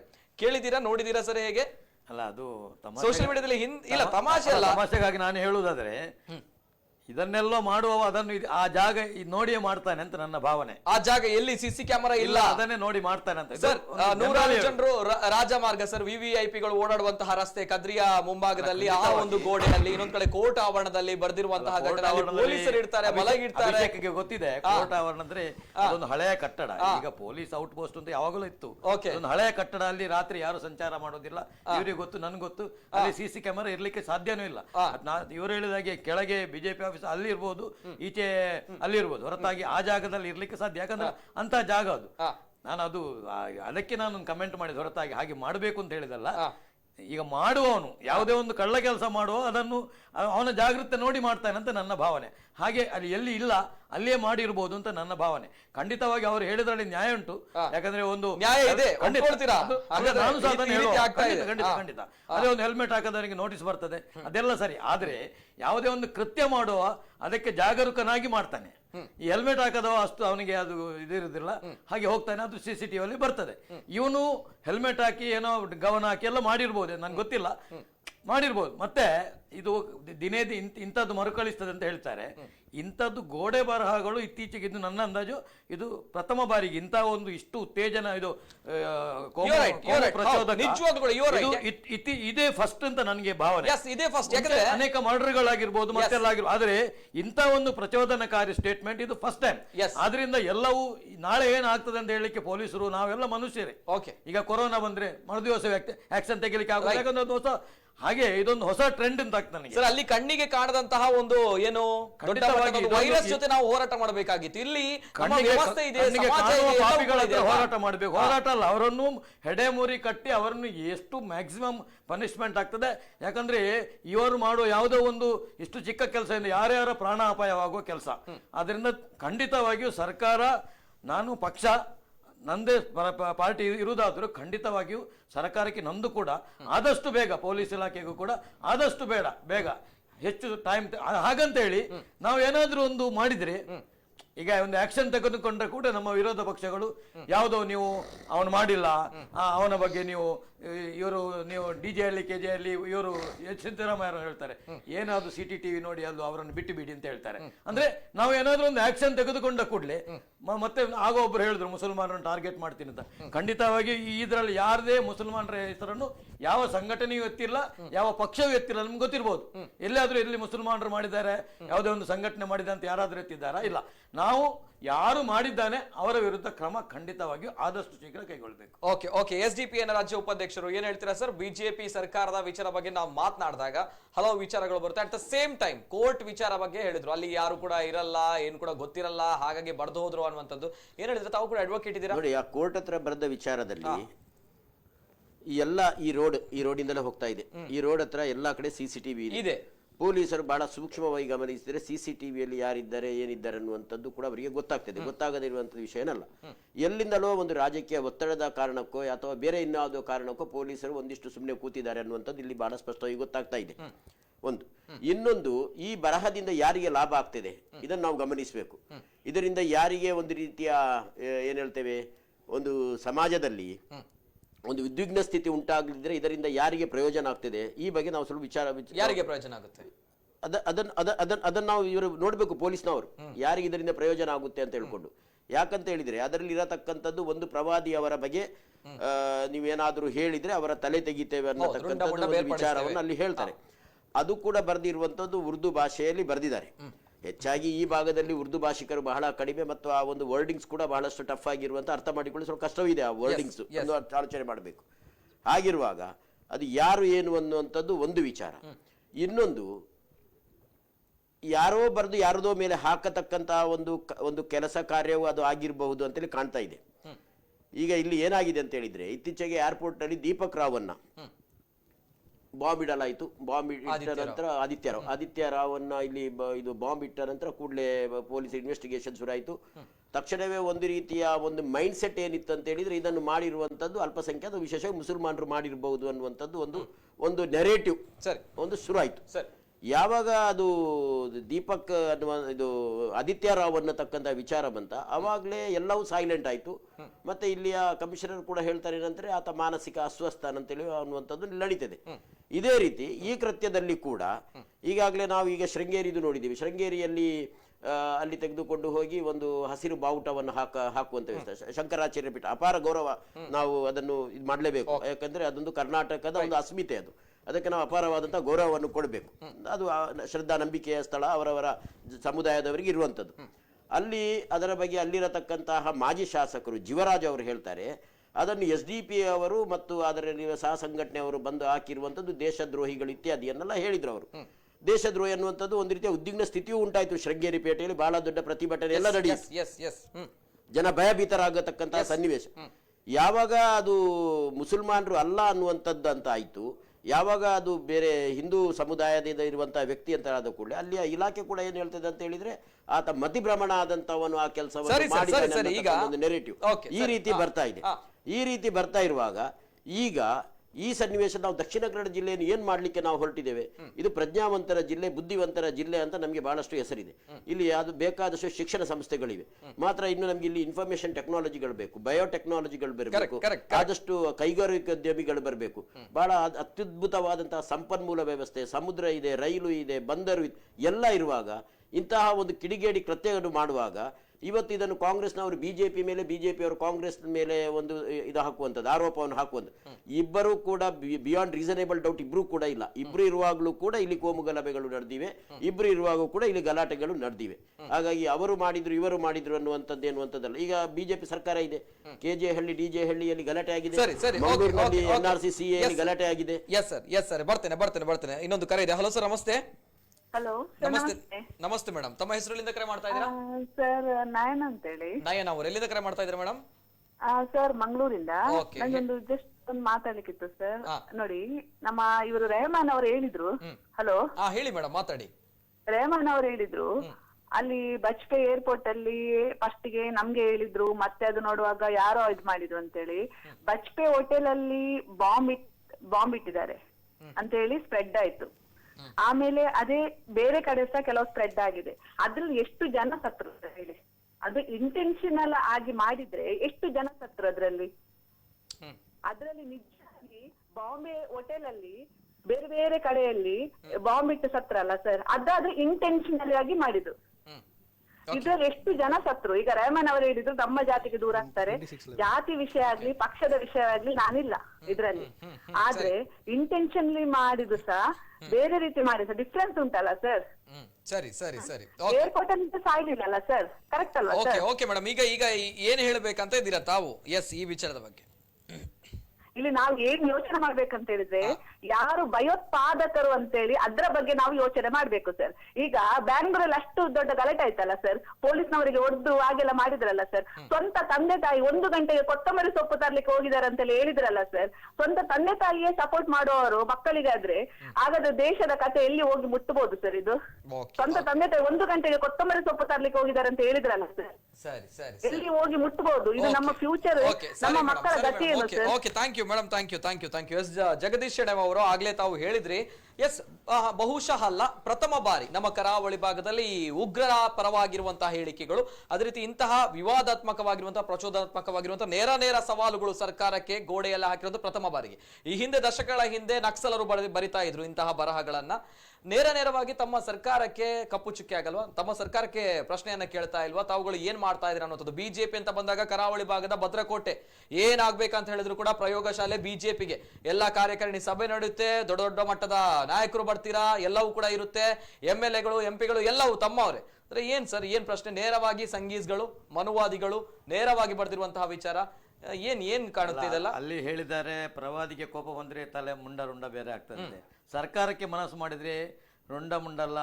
ಅವ್ರು ಯಾರು ಮಾಡಿದ್ದಾರೆ ಅವರನ್ನು ಸಂಪೂರ್ಣ ನಾಶ ಮಾಡುವ ಹಕ್ಕು, ಇದು ತಾಕತ್ತು ಸರ್ಕಾರಕ್ಕೆ. ಯಾವುದಕ್ಕೆ ಸರ್ಕಾರ ಅಂತ ಹೇಳಿದ್ರೆ ಯಾರಿಗೆ? ಸರ್ಕಾರ ಅಂದ್ರೆ ಸರ್ಕಾರ ಯಾವ ಸರ್ಕಾರ? ಈಗ ಸದ್ಯ ಸರ್ಕಾರ ಬಿಜೆಪಿ ಇರೋದು. ಬಿಜೆಪಿ ಸರ್ಕಾರ. ತಾವು ಆಗ್ಲೇ ಒಂದು ಮಾತು ಹೇಳಿದ್ರೆ ಸರ್ಕಾರ ಕಠಿಣ ಕ್ರಮ ಕೈಗೊಳ್ಳುತ್ತೆ ಅನ್ನುವಂಥದ್ದು. ಸರ್ಕಾರ ಅಂದ್ರೆ ಬಿಜೆಪಿ ಇದೆ, ಬಿಜೆಪಿ ಕಠಿಣ ಕ್ರಮ ಕೈಗೊಳ್ಳುತ್ತೆ, ಖಂಡಿತವಾಗಿ ಕೈಗೊಳ್ಳುತ್ತೆ. ನೋಡಿ, ಒಂದು ಈಗ ಅವರು SDP ಅವರು ಮಾತು ಹೇಳಿದ್ರು, ಇನ್ನು ಯಾರನ್ನ ಒಂದು ಸಿಕ್ಕಿಸ್ತಾರೆ ಅಂತ. ಅಂದ್ರೆ ಅವರು ಈಗಲೇ ಒಂದು ಸೆಟ್ ಮಾಡಿಸೋದು. ಯಾಕಂದ್ರೆ ಯಾರಾದ್ರೂ ಒಂದು ಸಿಕ್ಕಿದ್ರೆ, ಒಂದು ವೇಳೆ ಅವರ ನಾನು ಹೌದು ಅಂತ ನಾನು ಹೇಳುವುದಿಲ್ಲ. ಈಗ KJ ಹಳ್ಳಿ DJ ಹಳ್ಳಿಯಲ್ಲಿ ನಾವೆಲ್ಲ ಟಿವಿಯಲ್ಲಿ ನೋಡಿದ್ದು, ಅಲ್ಪಸಂಖ್ಯಾತ ಬಂಧುಗಳೇ ಬಂದು ಸ್ಟೇಷನ್ಗೆ ಬೆಂಕಿ ಕೊಟ್ಟಿದ್ದು ಎಲ್ಲ ಮಾಡಿದ್ದು. ಒಂದು ನಿಮಿಷ. ಆಗ ಹೇಳಿದ್ರು ಇದು ನಮ್ಮನ್ನು ಸಿಕ್ಕಿಸಿ ಹಾಕ್ತೀರಿ, ಅಂದ್ರೆ ಒಂದು ಸಂಘಟನೆಯನ್ನು ಸಿಕ್ಕಿಸಿ ಹಾಕ್ತೀರಿ, ಇಲ್ಲಿ NRC ಗದಾಯಿತು ಒಂದು ಸಂಘಟನೆಯನ್ನು ಸಿಕ್ಕಿಸಿ ಹಾಕ್ತೀರಿ ಅಂತ ಹೇಳಿದ್ರು. ನಾವು ಟಿವಿಯ ಎದುರು, ವಿಡಿಯೋ ಎದುರು ಆದ ಘಟನೆಗೂ ಅವನನ್ನು ಆರೋಪಿ ಅಂತ ಮಾಡಿದ್ರು, ಸರ್ಕಾರವನ್ನು ದೂರ್ತಾರೆ. ಈಗ ನೋಡಿ, ಇದು ಕದ್ದು ಮುಚ್ಚಿ ಮಾಡಿದ್ದು. ಯಾರಾದ್ರೂ ಒಬ್ಬ ಅಲ್ಪಸಂಖ್ಯಾತ ಸಿಕ್ಕಬಾರ್ದು. ಸಿಕ್ಕಿದ್ರೆ ಇವರು ಹೇಳ್ತಾರೆ ನೋಡಿ, ಈಗಲೇ ಒಂದು ನೆರೆಟಿವ್ ಕ್ರಿಯೇಟ್ ಮಾಡಿದ್ರು. ಇನ್ನು ಯಾರನ್ನ ಆದ್ರೂ ಅಲ್ಪಸಂಖ್ಯಾತರನ್ನು ಮತ್ತರನ್ನು ಬಂಧನ ಮಾಡ್ತಾರೆ ಅಂತ ಈಗಲೇ ಒಂದು ಕ್ರಿಯೇಟ್ ಮಾಡಿ, ನಾಳೆ ಹೌದು ಅಂತಾದ್ರೆ ಸತ್ಯವಾಗಿ ಬಂಧನ ಮಾಡಿದ್ರು ಇವರದ್ದು ಹೋರಾಟ ಶುರುವಾಗ್ತದೆ. ಇಬ್ಬರು ಸೇರಿ ಮಾಡ್ತಾರೆ, ಅವರಂತೂ ಮಾಡ್ತಾರೆ, ಇವರು ಅದಕ್ಕೆ ಬೆಂಬಲ ಸೂಚಿಸ್ತಾರೆ. ಇಂತಹ ಪರಿಸ್ಥಿತಿ ನಾನು ಹೇಳುದು, ಇದು ದೇಶದ ವಿಚಾರ. ಯಾರೋ ಬಿಜೆಪಿ ಮತ್ತೊಬ್ಬ ದೇಶ ಉಳಿದ್ರಲ್ವ, ಬಿಜೆಪಿ ಕಾಂಗ್ರೆಸ್ SDP ಉಳಿದು. ಆದ್ರಿಂದ ದೇಶದ್ರೋಹಿಗಳು, ಈ ತಾಲಿಬಾನ್ ಮತ್ತೊಂದು ಪುನೊಂದು, ಅದು ದೇಶದ್ರೋಹಿಗಳ ಸಂಘಟನೆ. ಖಂಡಿತವಾಗಿಯೂ ನೀವು ರಾಜಕೀಯ ಪಕ್ಷವಾಗಿ ಏನ್ ಬೇಕಾದ್ರೂ ಮಾಡಿ, ಆ ದೇಶದ್ರೋಹಿಗಳಿಗೆ ಖಂಡಿತವಾಗಿ ಕೈ ಮುಗಿದು ಕೇಳ್ತೇನೆ, ನೀವು ಯಾವುದೇ ನಾವಂತೂ ಹಸ್ತಕ್ಷೇಪ ಮಾಡುವ ವಿಚಾರ ಇಲ್ಲ. ಅವ್ರು ಹೇಳ್ತಾರೆ ಇದು ಸರ್ಕಾರದ ಏನಾದ್ರೂ ಹಸ್ತಕ್ಷೇಪ, ನಮ್ಗೆ ಆದಷ್ಟು ಶೀಘ್ರ ಸಿಕ್ಕಬೇಕು, ನಾವು ಯಾಕೆ ಹಸ್ತಕ್ಷೇಪ ಮಾಡಬೇಕು? ಜನರು ಇದನ್ನೇ ಕೇಳ್ತಿದ್ರೆ ಯಾಕೆ ಸಿಗ್ತಾ ಇಲ್ಲ, ಯಾಕೆ ಗೊತ್ತಾಗ್ತಾ ಇಲ್ಲ ಎಲ್ಲವೂ ಕೂಡ ನಾವು ಫಾರ್ವರ್ಡ್ ಇದ್ದೇವೆ, ಎಲ್ಲವೂ ಕೂಡ ಇದೆ, ಅಲ್ಲಲ್ಲಿ CCTVಗಳಿದೆ, ನಗರದ ಹೃದಯ ಭಾಗದಲ್ಲಿ ಇಂತಹ ರೀತಿಯಲ್ಲಿ ಬರ್ದು ಹೋಗ್ತಾರೆ ಅಂತ ಬಂದಾಗ ತಮ್ಗೆ ಗೊತ್ತಿದೆ. ಅದು ತಾವು ಮೊದಲನೇದಾಗಿ ಇದು ಕದ್ರಿಯಲ್ಲಿ ನಡೆದಿರುವಂತಹ ಘಟನೆ, ತಾವು ಕದ್ರಿಯಲ್ಲಿ ನಡೆದಂತಹ ಒಂದು ವರ್ಡಿಂಗ್ಸ್ ಅನ್ನ ನೋಡಬಹುದು. ಕದ್ರಿಯಲ್ಲಿ ಹಾಕಿರುವಂತಹ ಒಂದು ಘಟನೆಯನ್ನ ಹಾಕಿ, ಎಸ್ ಇದು ಕದ್ರಿಯಲ್ಲಿ ನಡೆದಿರುವಂತಹ ಘಟನೆ. ಲಷ್ಕರ್ ಇ ತೊಯ್ಬಾ ಅದೇ ರೀತಿ ಉಗ್ರ ಪರವಾಗಿರುವಂತಹ ಸಂಘಟನೆಗಳ ಬಗ್ಗೆ ಪರವಾಗಿ ಬರೆದಿರುವಂತದ್ದು, ಸಂಘ ಪರಿವಾರ ಅದೇ ರೀತಿ ಮನುವಾದಿಗಳ ಬಗ್ಗೆ ನೇರವಾಗಿ ಸವಾಲು ಹಾಕಿ ಬರೆದಿರುವಂತಹ ಈ ಒಂದು ವರ್ಡಿಂಗ್ಸ್, ಈ ಒಂದು ಸೆಂಟೆನ್ಸ್ ಬರಬೇಕು, ವರ್ಡಿಂಗ್ಸ್ ಬರಬೇಕು ಅಂತ ಹೇಳಿದ್ರೆ ಅಲ್ಲಿ ಕನಿಷ್ಠವಾಗಿಯೂ ಕೂಡ 30 ನಿಮಿಷ ಬೇಕಲ್ವಾ ಸರ್? ಖಂಡಿತವಾಗಿ 20 ನಿಮಿಷ ಅಂತೂ 20 ನಿಮಿಷ ಬೇಕೇ ನೋಡಿ. ನಾನು ಹೇಳ್ತೇನೆ, ನಾನು ಈಗಾಗಲೇ ಹೇಳ್ತೇನೆ, ಇದೊಂದು ಹೊಸ್ತು. ಈಗ ಅವನು ನೋಡುವವನು ಯಾವುದೋ ಒಂದು ಸಂಘಟನೆ ಏನೋ ಒಂದು ಪಕ್ಷದ್ದು ಅಲ್ಲ, ನೋಡ್ತಾ ಹೋಗಿರ್ಬೋದು, ಪೊಲೀಸ್ ಕೂಡ ನೋಡ್ತಾ ಹೋಗಿರ್ಬೋದು. ಯಾಕಂದ್ರೆ ಯಾವುದೋ ವೆರಿ ಇಂಟ್ರೆಸ್ಟಿಂಗ್, ಒಂದು ನಿಮಿಷ ನೋಡ್ಕೊಂಡು ಹೋಗಿದ್ದಾರೆ.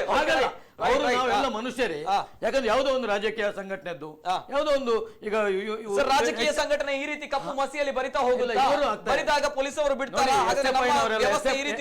ಕಮ್ಯುನಿಸ್ಟ್ ನವರು ಹೆಚ್ಚಾಗಿ ಬರೀ ಖಾಸಗಿ ಒಂದು ಅಪಾರ್ಟ್ಮೆಂಟ್ ನಾವು ಗೋಡೆಯಲ್ಲಿ ಈ ರೀತಿ SFI ನವರು ಬಂದು ಬ್ಲಾಕ್ ಸ್ಪ್ರೇ ಅಲ್ಲಿ ಬರೀತಾರ ಸ್ವಾಮಿ? ಹಾಗಲ್ಲ, SFI ಹೆಚ್ಚಾಗಿ ಈ ಗೋಡೆ ಬರ ಎಲ್ಲ ಕಮ್ಯುನಿಸ್ಟ್ ಸಂಘಟನೆ ದೂರುದಲ್ಲ ನಾನು, ಅವ್ರದ್ದು ಅದು ಕ್ರಮ. ಯಾವುದು ಗೋಡೆ ಬರಹ ಎಲ್ಲ ಈ ಎಲ್ಲ ಸಂಘಟನೆಗಳಿಗೂ ಅವರು ಹೆಚ್ಚು ಬರೆಯುದು. ಯಾರೋ ದಾರಿ ಹೋಗ ಅದನ್ನು ಹಾಗಂತ ಎನಿಸಿರ್ಬಹುದು ಅಂತ ನನ್ನ ಉದ್ದೇಶ. ಅದು ಸರಿ ಅಂತ ನಾನು ಹೇಳುವುದಲ್ಲ. ನಾನು ಹೇಳುದು ಇದು ದಕ್ಷಿಣ ಕನ್ನಡಕ್ಕೆ ಪ್ರಥಮ. ಇನ್ನು ಖಂಡಿತವಾಗಿಯೂ ನೀವು ಹೋಗುದ್ರೆ ದ್ವಿತೀಯ ಕೂಡ ಆಗಿದೆ ಸರ್, ದ್ವಿತೀಯ ಕೂಡ ಆಗಿದೆ, ಪ್ರಥಮ ಅಲ್ಲ ದ್ವಿತೀಯ ಕೂಡ ಆಗಿದೆ. ನೋಡಿ, ಇದು ಯಾವುದು ಫಸ್ಟ್ ಅದಲ್ಲ, ಅದು ರಾಜ ರಸ್ತೆಯಲ್ಲಿರುವುದು. ಅದು ಮನುಷ್ಯರ ಯಾರಿಗಾದ್ರೂ ಗೋಚರ ಆಗ್ಬೇಕು. ಇದು ನಾನು ಹೇಳುದು, ಅಲ್ಲಿ ಅನತಿ ದೂರದಲ್ಲಿ ಪೊಲೀಸ್ ಸ್ಟೇಷನ್ ಕೂಡ ಇದೆ. ಖಂಡಿತವಾಗಿ ಅದು ನೋಡಿ, ಅದು ಕಣ್ಣಿಗೆ ಬೀಳ್ಬೇಕಿತ್ತು, ಅದು ಪ್ರಥಮ. ಅದರಿಂದ ಯಾರು ಅದರ ಬಗ್ಗೆ ಪೊಲೀಸ್ ಸ್ಟೇಷನ್ ಕೂಡ ಇದ್ರೂ ಕೂಡ ಭಯ ಪಡ್ಲಿಲ್ಲ. ಅಲ್ಲ, ಭಯ ಪಡ್ಲಿಲ್ಲ, ಅದಕ್ಕೆ ನೋಡಿ ನಾವು ಆವಿಷ್ಕಾರ ಏನ್ ಸರ್ ಸಾಧನೆ ಮಾಡ್ತಾ ಇದ್ದಾರೆ ಅವರು. ಅದು ಅವ್ರದ್ದು, ಯಾರು ಮಾಡಿದ್ದಾನೆ ಅವನು ಸಾಧನೆ ಅಂತ ಎನಿಸ್ತೇನೆ ಅದನ್ನು. ಯಾಕಂದ್ರೆ ನಾನು ಇಷ್ಟೊಂದು ಬರಹ ಇಷ್ಟು ದೊಡ್ಡ ಕೆಲಸ ಮಾಡಿದ್ದೆ ಅಂತ ಅವನಿಗೆ ಈಗ ಮನಸ್ಸಿನಲ್ಲಿ ಖುಷಿ ಆಗಿರ್ಬೋದು. ಇಷ್ಟೆಲ್ಲ ನಾವು ಟಿವಿಯಲ್ಲಿ ಚರ್ಚೆ ಮಾಡ್ತಾ ಇದ್ದೇವೆ, ಇಷ್ಟೆಲ್ಲ ಇಡೀ ಒಂದು ಪೊಲೀಸ್ ವ್ಯವಸ್ಥೆಯನ್ನು ಅದರಲ್ಲಿ ಬಿಟ್ಟಿದ್ದೇನೆ ಅಂತ ಅವನಿಗೆ ಖುಷಿ ಆಗಿರ್ಬೋದು.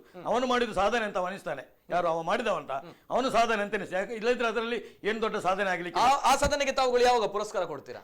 ಖಂಡಿತವಾಗಿಯೂ ಕನಿಷ್ಠ 1-2 ದಿವಸ ಅದಕ್ಕೆ ಪುರಸ್ಕಾರ ಕೊಡ್ತೇವೆ ನಾವು. 2 ದಿನ ಖಂಡಿತವಾಗಿ. ರೈಟ್ ಅಭಿಷೇಕ್ ಸರ್, ಈಗ ಕೆಲವು ವಿಚಾರವನ್ನು ಚರ್ಚೆ ಮಾಡಬೇಕಾದ್ರೆ ಕೆಲವು ಮಾತುಗಳು ನನಗೆ ಆಗಲಿಕ್ಕೆ ಒಂದು ಮೇಡಮ್ ಅವರು ಕಾಲ್ ಮಾಡಿದ್ರು, ಅವ್ರಿಗೊಂದು ಸ್ಪಷ್ಟೀಕರಣವನ್ನು ಕೊಡಲಿಕ್ಕಿದೆ. DJ ಅಲ್ಲಿ ಕೊತ್ತಂಬರಿ ಸೊಪ್ಪು ತರಲಿಕ್ಕೆ ಹೋದದ್ದು ಅಂತ ಹೇಳಿದ್ರು.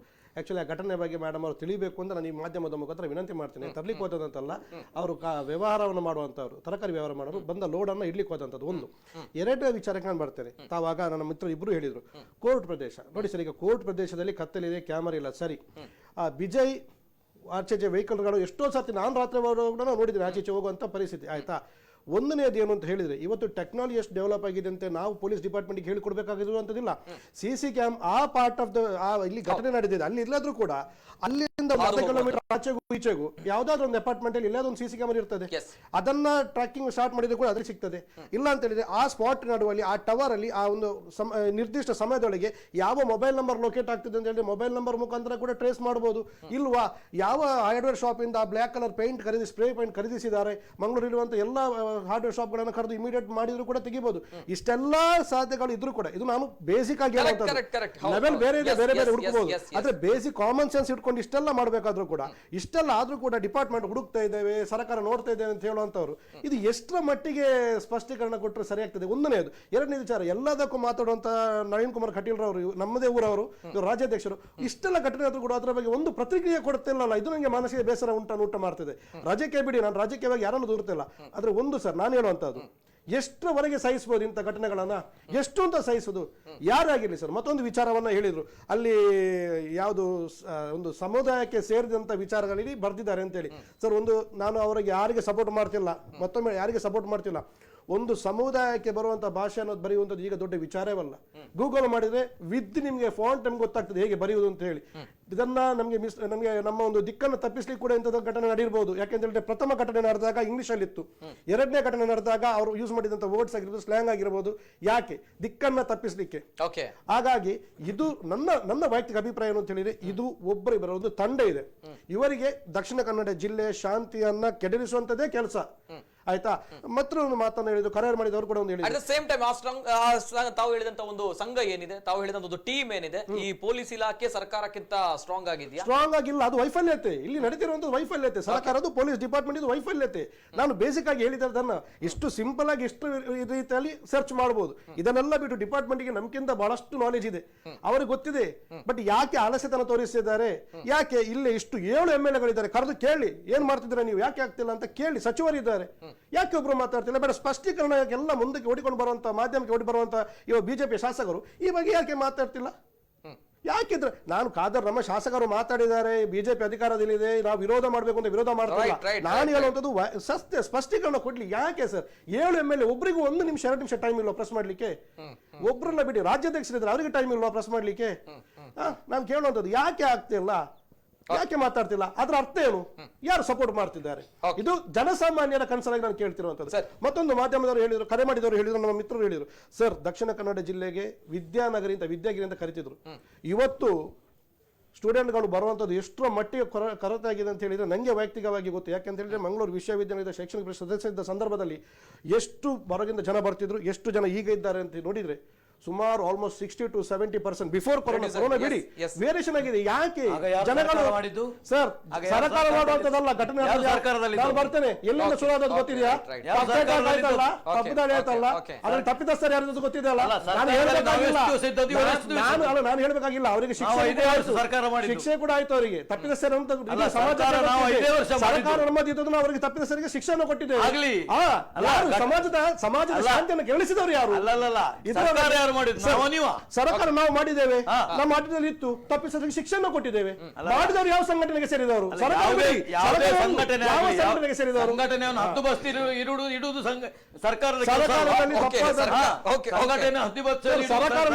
ಶಿಕ್ಷೆ ಆಗಿದೆ ಅಂತ ಹೇಳಿದ್ರಲ್ವಾ? ಆಗ ಇವರು ಹೇಳಿದ್ರು ನಾಳೆ ಆಗುದು ನಮ್ಗೆ ಇವತ್ತು ಪ್ರಿಡಿಕ್ಟ್ ಮಾಡ್ಲಿಕ್ಕೆ ಆಗುದಿಲ್ಲ ಅಂತ ಹೇಳಿ. ಕರೆಕ್ಟ್, ನಮ್ಮ ಸರ್ಕಾರ ಇತ್ತು, ನಾಳೆ ಅದನ್ನು ಪ್ರಿಡಿಕ್ಟ್ ಮಾಡ್ಲಿಕ್ಕೆ ಆಗಿಲ್ಲ, ತಪ್ಪಾಯ್ತು, ಇರ್ತು, ಪನಿಷ್ಮೆಂಟ್ ಕೊಟ್ಟೆವು.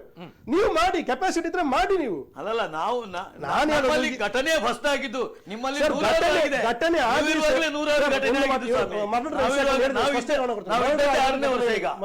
ವಿಷಯ ಹೇಳುದು ಸರ್, ಅದೆಲ್ಲ ಗ್ರಜ್ಜು ವೈಯಕ್ತಿಕ ಗ್ಯಾಂಗ್ ರೈವಲ್ರಿ ಆಗಿರುವಂತದ್ದು. ಅದು ವೈಯಕ್ತಿಕ ಅದು ಆಗಬಾರ್ದು, ತಪ್ಪು. ಅದರಲ್ಲಿ ಸಮಾಜ ಕೆರಳಿಕೆ ಅಂತ ಹೇಳಿ ಸಮಾಜವನ್ನು ಕೆರಳಿಸಿದ್ದಾರೆ, ಸಮಾಜದ ಶಾಂತಿಯನ್ನು ಕೆರಳಿಸಿದ್ದಾರೆ. ಅಲ್ಲಿ ಇದನ್ನ ಟೀನೇಜರ್ಗಳು ಓದಿದ್ದಾರೆ, ಹೇಗಾಗಬಹುದು? ಕರೆಕ್ಟ್. ಇಲ್ಲಿ ಕರಾವಳಿ ಭಾಗದಲ್ಲಿ ಈಗ ಇಂತಹ ಪ್ರಕರಣಗಳು ಮಾತ್ರ ಅಲ್ಲ, ಸಾಲು ಸಾಲು ಹತ್ಯೆಗಳು ಆಗ್ತಾ ಇದೆ, ರೌಡಿಗಳ ಹತ್ಯೆ ಆಗ್ತಾ ಇದೆ, ಇನ್ನಿತರ ಹತ್ಯೆಗಳು ಆಗ್ತಾ ಇದೆ, ಎಲ್ಲವೂ ಕೂಡ ಗೊತ್ತಿರುವಂತಹ ವಿಚಾರ. ಅಂಶ ನೋಡಿದ್ರೆ ಬಿಜೆಪಿ ಕಾಂಗ್ರೆಸ್ ಅಜಗಜಾಂತರ ಇದೆ. ಸಮಾಜದ ಶಾಂತಿ ಬಗ್ಗೆ, ಸಮಾಜದ ಶಾಂತಿ ನೀವು ಹೇಳ್ತಿಲ್ಲ, ಸರ್ಕಾರದ ವೈಫಲ್ಯ. ಅದಕ್ಕೆ ನಾನು ಈಗ ಇಲ್ಲಿ ಬಿಜೆಪಿ ಅಂಶ ನೋಡಿ. ಸರ್, ಈಗ ತಾವು ಪ್ರಥಮವಾಗಿ ಹೇಳಿದಾಗಲೇ ಹೇಳಿರುವಂತಹ ಮಾತು, ಹಾಗಾದ್ರೆ ಕಾಂಗ್ರೆಸ್ ಸರ್ಕಾರದಲ್ಲಿ ಇದ್ದಂತಹ ನಡೆದಾಗ ಸಾಲು ಸಾಲು ಕೊಲೆಗಳ ಬಗ್ಗೆ ತಾವು ಮೆನ್ಷನ್ ಮಾಡಿದ್ರಿ. ಆ ಸರ್ಕಾರದಲ್ಲಿ ಈ ರೀತಿ ಕೊಲೆಗಳಾಯ್ತು, ನಮ್ಮ ಸರ್ಕಾರದಲ್ಲಿ ಈ ರೀತಿ ಬರಹಗಳಾಗುತ್ತೆ ಅನ್ನೋದು ಇದೇ ತಮ್ಮ ಟ್ರೇಡ್ ಮಾರ್ಕ್ ಆಗುತ್ತಾ? ಖಂಡಿತವಾಗಿ ಇಲ್ಲ. ಈ ಬರ ಇಲ್ಲಿಗೆ ಕಡೆ ಆಗ್ಬೇಕು, ಕೊನೆ ಆಗ್ಬೇಕು. ಅವರು ಮಾಡಿದರೆ ನಾವು ಇದು ಇದು ಇನ್ನು ಮುಂದುವರಿಸಲಿಕ್ಕಿಲ್ಲ. ಈ ಬರ ಇಲ್ಲಿಗೆ ಕೊನೆ ಆಗಿ ಆಗುತ್ತದೆ. ಭಾನುವಾರದ ದಿನ ಕೊನೆ ಆಗಿ ಭಾನುವಾರದ ಒಳಗೆ, ಇನ್ನು ಮೊನ್ನೆ ಭಾನುವಾರ ಅಲ್ಲಿಗೆ ಕೊನೆ. ಇನ್ನು ಯಾವುದೇ ಬರಹ ಮಾಡ್ಲಿಕ್ಕೆ ಅಂತವರು ನೀವು ಆ ವ್ಯವಸ್ಥೆಯಲ್ಲಿ ಅವರು ಸರ್ಕಾರ ಏನ್ ಮಾಡ್ಬೇಕು ಅದಕ್ಕೆಲ್ಲ ಮಾಡ್ತಾರೆ. ಓಕೆ, ಇನ್ನೊಂದು ಕರೆ ಇದೆ. ಹಲೋ ಸರ್, ನಮಸ್ತೆ. ಹಲೋ, ನಮಸ್ಕಾರ ಸರ್. ನಮಸ್ತೆ. ನಮಸ್ಕಾರ, ರೆಹಮಾನ್ ಅಂತ ಅತ್ತಾವರದಿಂದ ಮಾಡಿದ್ದೆ ಸರ್. ನಯನ್ ಅವರು ಒಂದು ಮಾತು ಹೇಳಿದ್ರು, ಅವನು ಬಾಂಬಿಟ್ಟು ಅವನ ಬಗ್ಗೆ ಕ್ಲಾರಿಫಿಕೇಶನ್ ಕೊಟ್ಟು, ಬಾಂಬಿಟ್ಟು ಅವ್ರ ವಿಷಯದಲ್ಲಿ ಏನ್ ಹೇಳಿದ್ರೆ ಅದು ಅವನು ಗೊತ್ತಿಲ್ಲ ಇಟ್ಟು ಅಂತದ್ದು, ಅವ್ನ ಇಂಟೆನ್ಷನ್ ಇಟ್ಟಿದಲ್ಲ ಅಂತ ಹೇಳಿದ್ರು. ಅದು ಶೂಟಿಂಗ್ ಮಾಡದಂತದ್ದು ಯಾವ್ದು ತುಳು ಫಿಲ್ಮ್ ಅಲ್ಲ, ಇನ್ನೊಂದು ಯಾವ್ದೋ ಫಿಲ್ಮ್ ಶೂಟಿಂಗ್ ಆಗಿದ್ರೆ ಹೌದು ಎಲ್ಲ ಡಿಪಾರ್ಟ್ಮೆಂಟ್ ಇನ್ಫಾರ್ಮೇಶನ್ ಕೊಟ್ಟು ಇಡ್ಬೋದು. ವಿತೌಟ್ ಇನ್ಫಾರ್ಮೇಶನ್ ಹೋಗಿ ಒಬ್ಬ ಬಾಂಬ್ ಇಟ್ಟಿದೆ ಅವ್ನು ಇಟ್ಟಿದಲ್ಲ ಅಂತ ಹೇಳಿದ್ರೆ ಅವ್ನು ಭಯೋತ್ಪಾದಕಲ್ಲ, ಮತ್ತೆ ಇಂಟೆನ್ಸ್ ಅಲ್ಲಿ ಬೇರೆ ಬೇರೆ ತಗೊಂಡೋದಾಗ ಅವ್ರು ಭಯೋತ್ಪಾದಕ ಅಂತ ಅರ್ಥ ಇಲ್ಲ. ಅವರಿಗೆ ನನ್ನ ಪ್ರಕಾರವರೆಗೆ ಇದ್ರ ಬಗ್ಗೆ ಏನು ಗೊತ್ತಿಲ್ಲ. ಯಾರ ಹೇಳಿದ್ದಾರೆ, ಫೋನಲ್ಲಿ ಮಾತಾಡಿದ್ರೆ ಅದಕ್ಕೆ ನಿಮ್ಮ ಹತ್ರ ಮಾತಾಡಿದಾರೆ ಅಷ್ಟೇ, ಅದು ಬಿಡಿ, ಸೈಡ್ ಇಡಿ. ಜಗದೀಶ್ ಸರ್ ಹತ್ರ ಒಂದು ಹೇಳ್ತೀನಿ, ಅಭಿಷೇಕ್ ಅವರಿಗೆ ಏನು ಡಿಸ್ಕಸ್ ಮಾಡ್ತಿದ್ದೀರಾ ಈಗ, ಈ ಭಾನುವಾರ ಒಳಗೆ ನೀವು ಕ್ಲೋಸ್ ಮಾಡ್ತೀನಿ ಅಂತ ಏನು ಹೇಳ್ತಿದ್ದೀರಾ, ಯಾವ್ದು ಎಲ್ಲಾ ಈ ರೀತಿಯ ಘಟನೆಗಳನ್ನ ನಾವು ಕ್ಲೋಸ್ ಮಾಡ್ಬೇಕು ಅಂತ, ಇದು ಒಳ್ಳೆ ಉತ್ತಮವಾದ ಒಂದು ಮೆಸೇಜ್ ಇದು. ಅದೇ ರೀತಿ ಪ್ರತಿಯೊಂದು ಕ್ಲೋಸ್ ಆಗ್ಬೇಕು, ಕೋಮು ಗಲಭೆ ಕ್ಲೋಸ್ ಆಗ್ಬೇಕು, ಬೇರೆ ಬೇರೆ ಈ ಚಿಕ್ಕ ಪುಟ್ಟ ಜಗಳ ಕ್ಲೋಸ್ ಆಗ್ಬೇಕು. ನಿಮ್ಮ ಪಕ್ಷದ ವಿಚಾರ ಬಂದು ನಿಮ್ಮ ಡೆವಲಪ್ಮೆಂಟ್ ಬಗ್ಗೆ ನೀವು ಮಾತಾಡಿ, ನೀವು ಓಟ್ ತಗೊಳ್ಳಿ, ನಾವು ಬೇರೆ ಅಂತ ಹೇಳಲ್ಲ. ನಮ್ಮಂತ ಬಡವರಿಗೆ ಬದುಕೆ ಭಾರಿ ಕಷ್ಟ, ಯಾರೋ ಬೆಂಕಿ ಹಾಕಿ ಹೋಗ್ತಾರೆ. ಈಗ ನೋಡಿ, ಯಾವನ ಬರ್ದಿದ್ದು ನೀವೆಲ್ಲ ಕೂತಿದ್ದೀರಾ, ನಿಮ್ದು ಟೈಮ್ ವೇಸ್ಟ್. ನಾವೇನೋ ಹೇಳ್ಬೇಕಂದ್ರೆ ನಿಮ್ಮ ಹತ್ರ ಬರ್ಲಿಕ್ಕೆ ಆಗುದಿಲ್ಲ. ಈಗ ಇದೇ ಮುಖಾಂತರ ನಿಮಗೂ ಹೇಳ್ಬೇಕು. ಏನಾಗ್ತದೆ ಅಂದ್ರೆ, ಈಗ ಈ ಬಿಜೆಪಿ ಅವ್ರು ಏನ್ ಹೇಳ್ತಾರೆ, SDP ಅವರು ಅಂತ, SDP ಅವರು ಕಾಂಗ್ರೆಸ್ ಅಂತ. ಈ ಕಾಂಗ್ರೆಸ್ SDP ಹೀಗೆ ಆಗಿ SDP ಅವರು ಅದು ಮಾಡುದು, SDP ಅವರು ಇದು ಮಾಡುದು. ಯಾಕೆ? ಅಲ್ಲಿ ಮುಸ್ಲಿಮ್ಸ್ ಜಾಸ್ತಿ ಸಂಖ್ಯೆಯಲ್ಲಿ ಇರೋದ್ರಿಂದ ಅದು ಯೋಚನೆ ಮಾಡ್ತೀರಿ. ನಮ್ಮ ಜಿಲ್ಲೆಯಲ್ಲಿ ನೀವು ಡೆವಲಪ್ಮೆಂಟ್ ಮಾಡಿ ತೋರಿಸಿ, ನಿಮ್ ಕೈಯಲ್ಲಿ ಇದೆ ಅಧಿಕಾರ. ನೀವೇನ್ ಹೇಳ್ತೀರಿ ಜಗದೀಶ್ ಅವರು, ನನ್ ಕೈಯಲ್ಲಿ ಇದೆ, ನಾವು ಮಾಡ್ಬೇಕು ಅಂತ ಹೇಳ್ತಿದ್ರಲ್ಲ, ಇದು ನೀವು ಮಾಡಿ ತೋರಿಸಿ. ಅವಾಗ ನೆಕ್ಸ್ಟ್ ಅಭಿಷೇಕ್ ಅವರು ಬಂದೆ, ಅಭಿಷೇಕ್ ನೀವು ಇದೇ ಕೇಳಿ, ನೀವು ಡೆವಲಪ್ಮೆಂಟ್ ನಮ್ಮ ಜಿಲ್ಲೆಗೆ ಏನ್ ಮಾಡಿದ್ರೆ ಕೇಳಿ. ಅದೇ ರೀತಿ ಈ ಹಿಂದೆ ಕೋಮು ಗಲಭೆ ವಿಷಯನೂ ಸಹಿತ ಮಾನ್ಯ ಅಧ್ಯಕ್ಷರು ಈ ಹಿಂದೆ ಅಧ್ಯಕ್ಷರು ನಳಿನ್ ಕುಮಾರ್ ಅವರು ಹೇಳಿದ್ರು, ನಾವು ದಕ್ಷಿಣ ಕನ್ನಡ ಜಿಲ್ಲೆಗೆ ಬೆಂಕಿ ಹಾಕ್ತೀವಿ ಅಂತ ಹೇಳಿದ್ರು. ಅದು ಒಂಥರ ಪ್ರಚೋದನೆ. ಅಂತದೆಲ್ಲ ನಿಮ್ ಮೆಸೇಜ್ ಅವ್ರಿಗೆ ಕೊಡ್ಬೇಕು. ಅವ್ರು ಬಾಯಿ ಬಂದಾಗೆ ಮಾತಾಡೋದಲ್ಲ ಅಧ್ಯಕ್ಷರು ಅಂತ ಹೇಳಿ, ಅವ್ರಿಗೆ ಒಳ್ಳೆ ಮಾತಾಡಿ ಕೊಡ್ಬೇಕು. ನೀವ್ ಹೇಗೆ ಮಾತಾಡ್ತಿದ್ರ ಹಾಗೆ ಅವ್ರಿಗೆ ಮಾತಾಡ್ಲಿಕ್ಕೆ ಕೊಡ್ಬೇಕು. 2 kg ಅಕ್ಕಿ ಕೊಡ್ತೀನಿ ಅಂತ ಹೇಳಿದ್ರೆ ಅಕ್ಕಿ ಕೊಡೋದಿಲ್ಲ, ಹೊಯ್ಗೆ ಕೊಡ್ತೀನಿ 2,000 ಕೊಡ್ತೀನಿ ಇದೆಲ್ಲ ಕೊಡೋದಿಲ್ಲ. ಅದೆಲ್ಲ ಮಾತು ಒಂದು ಸ್ಟ್ಯಾಂಡರ್ಡ್ ಆಗಿರ್ಬೇಕು. ಆ ವಿಚಾರವಾಗಿ ಮಾತಾಡಿ, ಜಿಲ್ಲೆಯ ಡೆವಲಪ್ಮೆಂಟ್ ಬಗ್ಗೆ ಮಾತಾಡಿ, ಡೆವಲಪ್ಮೆಂಟ್ ಬಗ್ಗೆ ಮಾತಾಡಿ. ನಮ್ಮ ನೋಡಿ, ನಮ್ಮ ಸಮೃದ್ಧ ಈ ನಾಡು ನಿಮ್ಮ ಕೈಯಲ್ಲಿದೆ. ಸರಿ ಸರಿ, ಥ್ಯಾಂಕ್ ಯು. ಇದನ್ನೇ ಕೇಳ್ತಾ ಇದ್ದಾರೆ. ಬಿಜೆಪಿ ಸರ್ಕಾರ ಅಂತ ಬಂದಾಗ ಎಲ್ಲೋ ಒಂದ್ ಕಡೆ ಶಾಂತಿ ಸುವ್ಯವಸ್ಥೆ ಸಿಗುತ್ತೆ ಅನ್ನುವಂತಹ ಮಾತುಗಳು. ತಾವು ಇದನ್ನೇ ಹೇಳ್ಕೊಂಡು ಬಂದವರು. ಬಿಜೆಪಿ ಹಿಂದುತ್ವದ ಏನು ಕರಾವಳಿ ಭಾಗ ಹಿಂದುತ್ವದ ಭದ್ರಕೋಟೆ, ಇಲ್ಲಿ ನಾವು ರಕ್ಷಣೆ ಕೊಡುತ್ತೇವೆ ಎಲ್ಲವೂ ಕೂಡ ಹೇಳ್ಕೊಂಡು ಬಂದ್ರಿ. ಶಾಂತಿ ಸುವ್ಯವಸ್ಥೆ ಎಲ್ಲವೂ ಕೂಡ ಕೊಡ್ತೇವೆ ಅನ್ನುವಂಥದ್ದು. ಆದ್ರೆ ಈಗ ನೋಡಿದಾಗ ಜನರು ಭಯ ಪಡುವಂತಹ ಆತಂಕವಾಗಿರುವಂತಹ ನಿರ್ಮಾಣವನ್ನ ಸೃಷ್ಟಿ ಮಾಡಿದ್ದೀರಾ. ಯಾವುದೋ ಒಂದು ಗೋಡೆ ಬರಹಕ್ಕಾಗಿ, ಯಾವುದೋ ಒಂದು ಅಲ್ಲ ಸರ್, ಉಗ್ರಗಾಮಿಗಳ ಪರವಾಗಿ ಬರ್ದಂತದ್ದು, ಭಯೋತ್ಪಾದಕರ ಪರವಾಗಿ ಬರ್ದಿರುವಂತಹ ಗೋಡೆ ಬರಹ, ಯಾವುದೊಂದು ಕಾರ್ಟೂನ್ ಆರ್ಟ್ ಬಿಡಿಸ್ಲಿಲ್ಲ ಅಲ್ಲಿ. ಖಂಡಿತವಾಗಿ ಆ ಒಂದು ಗೋಡೆ ಬರಹಕ್ಕಾಗಿ ಇಡೀ ಸಮುದ್ರ ಕೆರಳಿ ಇದಾಗ್ತದೆ ಅಂತ ಖಂಡಿತವಾಗಿಲ್ಲ. ಅದನ್ನು ಏನು ಇದಕ್ಕೆ ತಕ್ಕ ಶಾಸ್ತಿ ಆಗಬೇಕು, ಇನ್ನೊಂದು 1-2 ದಿವಸದಲ್ಲಿ ಆಗ್ತದೆ. ಮಾತ್ರ ಅಲ್ಲ, ಇಡೀ ಕೋಮು ಏನು ಸೌಹಾರ್ದತೆ ಉಂಟು, ಇದನ್ನು ಹೀಗೆ ಮುಂದುವರಿಸಿಕೊಂಡು ಹೋಗ್ತೇವೆ ಅಂತ ನಾವು ನಿಮಗೆ. SDP ಅವರು ಕರಾವಳಿ ಭಾಗದಲ್ಲಿ ಬೆಳೀತಾ ಇರುವಂತಹ ಪಕ್ಷ, SDP ಅವರ ವಿಚಾರ ಬಗ್ಗೆ ಹೇಳಿದಾಗ ಅಲ್ಪಸಂಖ್ಯಾತರ ಪರವಾಗಿ ಧ್ವನಿ ಎತ್ತುವಂತಹ ಪಕ್ಷ. ಏನ್ ಹೇಳ್ತೀರಾ ಈ ಒಂದು ಘಟನೆಯ ಬಗ್ಗೆ? ಬಿಜೆಪಿ ಅನ್ನುವಂತಹ ಒಂದು ಪಕ್ಷ ಏನಿದೆ ಈಗ ಸರ್ಕಾರದಲ್ಲಿ ಮಾಡ್ತಾ ಇರುವಂತಹ ಒಂದು ಕೆಲಸಗಳು, ಆಡಳಿತ, ಎಲ್ಲ ವಿಚಾರ. SDPI ಅಲ್ಪಸಂಖ್ಯಾತರು ಆ ಪಕ್ಷದಲ್ಲಿ ಇದ್ರೂ ಕೂಡ ಎಲ್ಲರ ಪರ, ಎಲ್ಲ ಸಮಾಜದ ಪರವಾಗಿ ಧ್ವನಿ ಎತ್ತಕ್ಕಂತಹ ಒಂದು ಪಕ್ಷ ಅದು. ಅದನ್ನೊಂದು ಅಲ್ಪಸಂಖ್ಯಾತರಲ್ಲಿ ಒಂದು ಬ್ರ್ಯಾಂಡ್ ಮಾಡುವಂಥದ್ದು ಕೂಡ ಸರಿಯಲ್ಲ. ಅದರೆಲ್ಲ ಎಲ್ಲ ಸಮುದಾಯ, ಎಲ್ಲ ಜಾತಿಯವರು ಕೂಡ ಇದ್ದಾರೆ. ಈಗ ಈ ಒಂದು ಗೋಡೆ ಬರಹ, ಈ ಗೋಡೆ ಬರಹದಲ್ಲಿ ಯಾವ ವರ್ಡ್ ಯೂಸ್ ಮಾಡಿದೆ? ಫಸ್ಟ್ ಬಿಜೈಯಲ್ಲಿ ಬರ್ದದಲ್ಲಿ ಯಾವ ವರ್ಡ್ ಯೂಸ್ ಆಗಿದೆ? ಲಷ್ಕರೆ ಅನ್ನುವಂತಹ ಒಂದು ವರ್ಡ್ ಒಂದು ಯೂಸ್ ಆಗಿದೆ. ನೋಡಿ, ದಿನಾ ಪತ್ರಿಕೆಗಳನ್ನು ನೋಡುವಾಗ ಅಥವಾ ಮಾಧ್ಯಮಗಳು ನೋಡುವಾಗ ಬಹಳ ಮನಸ್ಸಿಗೆ ಬೇಸರ ಆಗುವಂಥದ್ದು, ಆ ನಮ್ಮ ದೇಶದ ಗಡಿ ರಕ್ಷಣೆ ಮಾಡಬೇಕಂತ ಹೇಳಿಕೊಂಡು 100,000 ಸೈನಿಕರು ನಮ್ಮ ಗಡಿ ಭಾಗಕ್ಕೆ ಹೋಗ್ತಾರೆ. ಅಲ್ಲಿ ಉರಿಯಲ್ಲಿ, ಅನಂತ್ನಾಗಲ್ಲಿ, ಬಾಲ್ಕೋಟ್ನಲ್ಲಿ ಅಲ್ಲಿಂದ ಉಗ್ರಗಾಮಿಗಳು ನುಗ್ಗುವುದು, ಸೈನಿಕರನ್ನು ಕೊಲ್ಲುವುದು ಬಹಳ ಬೇಸರ ಆಗ್ತದೆ. ನಮ್ಮಂತೆ ಸಹೋದರರು, ಅವರಿಗೂ ತಂದೆ ತಾಯಿ ಇರ್ತಾರೆ, ಹೆಂಡತಿಯರಿರ್ತಾರೆ, ಮಕ್ಕಳಿರ್ತಾರೆ. ಅದು ಏನೋ ಒಂದು ದೇಶ ಸೇವೆ ಮಾಡಬೇಕಂತ ಅವರನ್ನು ಬಹಳ ಬರ್ಬರ ರೀತಿಯಲ್ಲಿ ಕೊಲೆ ಮಾಡುವಂಥದ್ದು ಖಂಡನೀಯ ಅಲ್ವೇ? ಖಂಡಿಸಬೇಕು. ಅಂತಹ ಒಂದು ಪಾಕಿಸ್ತಾನ ನಮ್ದು ವೈರಿ ರಾಷ್ಟ್ರ. ಈ ತರ ಮಾಡ್ತಾರೆ, ನಮ್ಗೆ ಸಿಟ್ಟು ಮತ್ತೆ ಆಕ್ರೋಶ ಬರುವಂಥದ್ದು ಸಹಜ. ಯಾಕೆ ನಾವು ಒಪ್ಪಿಕೊಳ್ಳುವಂಥದ್ದು ಸಾಧ್ಯವೇ ಇಲ್ಲ. ನಮ್ಮ ಜೊತೆ ಇರುವುದಿಲ್ಲ, ಅದು ಬೇರೆ ಆಗಿ ಹೋಗಿದೆ, ಅದನ್ನು ಖಂಡಿಸಲೇಬೇಕು. ನಮ್ಮ ವಿರೋಧಿ ರಾಷ್ಟ್ರ. ಅಲ್ಲಿಗೆ ಭಾರತೀಯ ಜನತಾ ಪಾರ್ಟಿ ಅವರ ಹಿರಿಯ ನಾಯಕ ಬಹಳ ಹಿಂದೆ ಅಲ್ಲಿಗೆ ಭೇಟಿ ಕೊಟ್ಟು ಮೊಹಮ್ಮದ್ ಅಲಿ ಜಿನ್ನರನ್ನು ಸೆಕ್ಯುಲರ್ ಅಂತ ಕರೀತಾರೆ. ಒಂದು ಪ್ರಧಾನಮಂತ್ರಿಯವರು ಅಲ್ಲಿಗೆ ಸೀರೆ ತೆಗೆದುಕೊಂಡು ಹೋಗಿ ಕೊಡ್ತಾರೆ. ಬಂದು ಬಿಟ್ಟು ಭಾರತೀಯ ಜನತಾ ಪಾರ್ಟಿ ಮತ್ತು ಸಂಘ ಪರಿವಾರ ದೊಡ್ಡ ನಾಯಕರು ಉಳ್ಳಾಳವನ್ನು ಪಾಕಿಸ್ತಾನಕ್ಕೆ ಹೋಲಿಸ್ತಾರೆ. ಸರಿ, ನಮ್ಮ ಸೈನಿಕರು ಅಲ್ಲಿ ರಕ್ತ ತರ್ಪಣ ಮಾಡಿ ಜೀವ ಕೊಡ್ತಾ ಇದ್ದಾರೆ, ಇಲ್ಲಿ ಉಳ್ಳಾಳಕ್ಕೆ ಬಂದು ಬಿಟ್ಟು ಪಾಕಿಸ್ತಾನಕ್ಕೆ ಹೋಲಿಸ್ತಾರೆ ಅಂತ ಹೇಳಿದ್ರೆ ಇದು ದೇಶದ್ರೋಹ ಕೃತ್ಯ ಅಲ್ವಾ? ಇದರ ಮೇಲೆ ಪೊಲೀಸ್ನವರು ಕೇಸ್ ಮಾಡಬೇಕಿತ್ತಲ್ವಾ? ಇದಕ್ಕೆ ಕೊಟ್ಟ ಉತ್ತೇಜನ ಆಗಿರ್ತದೆ ಇವತ್ತು ಈ ಗೋಡೆ ಬರಹ. ಎಲ್ಲವೂ ಕೂಡ ನಡೆಯುತ್ತೆ, ಅದಕ್ಕೆ ಎಲ್ಲವೂ ಕೂಡ ಗೋಡೆ ಆಗುತ್ತೆ. ಇದು ಈ ಕೃತ್ಯದ ಹಿಂದೆ, ಈ ಹೇಳಿಕೆಗಳ ಹಿಂದೆ ಇರುವಂತದ್ದು ಈ ಗೋಡೆ ಬರಹ. ಇದು ಬಹಳ ಈ ನೆರೇಟಿವ್ ಅಂತ ನಾನು ಬಹಳ ಪ್ರಥಮವಾಗಿ ಹೇಳಿದೆ.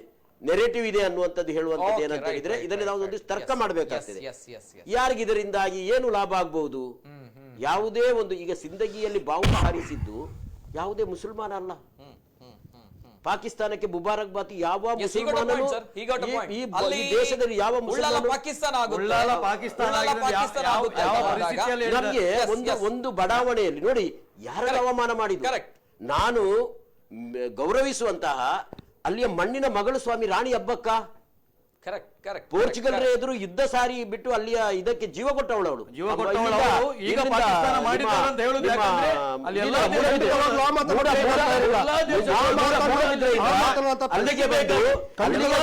ಅಲ್ಲಿಗೆ ಬಂದು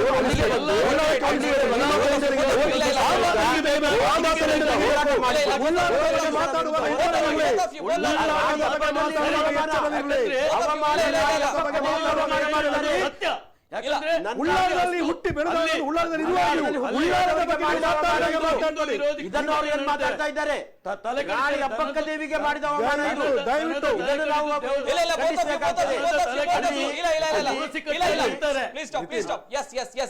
ಅದು ರಾಣಿ ಅಬ್ಬಕ್ಕ ದೇವಿಗೆ ಮಾಡಿದಂತ ಒಂದು ಅವಮಾನ ಮಾಡಿದ್ದಲ್ಲ, ರಾಣಿ ಅಬ್ಬಕ್ಕ ದೇವಿಗೆ ಮಾಡಿದ ಅವಮಾನ. ಪಾಕಿಸ್ತಾನಿ ಬಹಳ ತಲೆತಲಾಂತರದಿಂದ ಬದುಕಿ ಬರ್ತಾ ಇದ್ದಾರೆ. ಆ ಸಹೋದರರಿಗೆ ಬೇಕಾಗಿ ಮಾಡಿದಂತ ಅವಮಾನ ಅದು. ಅದನ್ನ ಒಪ್ಪಿಕೊಳ್ಳತಕ್ಕಂಥ ಕೆಲಸ ಅಲ್ಲ. ಪೊಲೀಸರು ಭಾರತೀಯ ಜನತಾ ಪಾರ್ಟಿಯವರ ಹತ್ರ ಅಂತಹ ಒಂದು ಸರಿಯಾದಂತಹ ನೈತಿಕತೆ ಇರ್ತಿದ್ರೆ ಅವರು ತಕ್ಷಣವೇ ಅವರಿಗೆ ನೋಟಿಸ್ ಕೊಟ್ಟು ನೀವು ಪಾಕಿಸ್ತಾನ ನೋಡಿ, ಹುಬ್ಬಳ್ಳಿಯಲ್ಲಿ ಇರತಕ್ಕಂಥ ಒಂದು ಮೌಲಾನ ಯಾವುದೋ ಒಂದು ಮುಸಲ್ಮಾನ ಧಾರ್ಮಿಕ ಸಮಾವೇಶದಲ್ಲಿ ನಂಗೆ ಹೊರಗಡೆ ನೋಡುವವರೆಲ್ಲ ಇಲ್ಲಿ ನೋಡುವಾಗ ಪಾಕಿಸ್ತಾನ ಅಂತ ಕಾಣುವಾಗ ತಕ್ಷಣ 153A 295 ಏನು ಪೊಲೀಸ್ ಅವರು ಚಾರ್ಜ್ ಮಾಡಿದ್ದಾರೆ. ಇಲ್ಲಿ ಯಾಕೆ ಚಾರ್ಜ್ ಮಾಡುವುದಿಲ್ಲ? ಯಾಕೆ ಇಲ್ಲಿ ಇಂಡಿಯನ್ ಪಿನಲ್ ಕೋಡ್ ಮುಸಲ್ಮಾನರಿಗೆ ಅಂತಲೇ ಬರ್ದಿರೋದಾಗಿದೆಯಾ? ಬೇರೆ ಸಮುದಾಯಕ್ಕೆ ಬೇರೆ ಅಂತಲ್ಲಿ ಇಲ್ಲಿ ಏನಾದ್ರು ಹಾಗೆ ಉಲ್ಲೇಖ ಇದೆಯಾ? ಇಂಡಿಯನ್ ಪಿನಲ್ ಕೋಡ್ ಇಲ್ಲಿ ಇರತಕ್ಕಂಥ ಸಂವಿಧಾನ ಎಲ್ಲ ಸಮುದಾಯರಿಗೂ ಕೂಡ ಒಂದೇ ಇರುವಂತದ್ದು.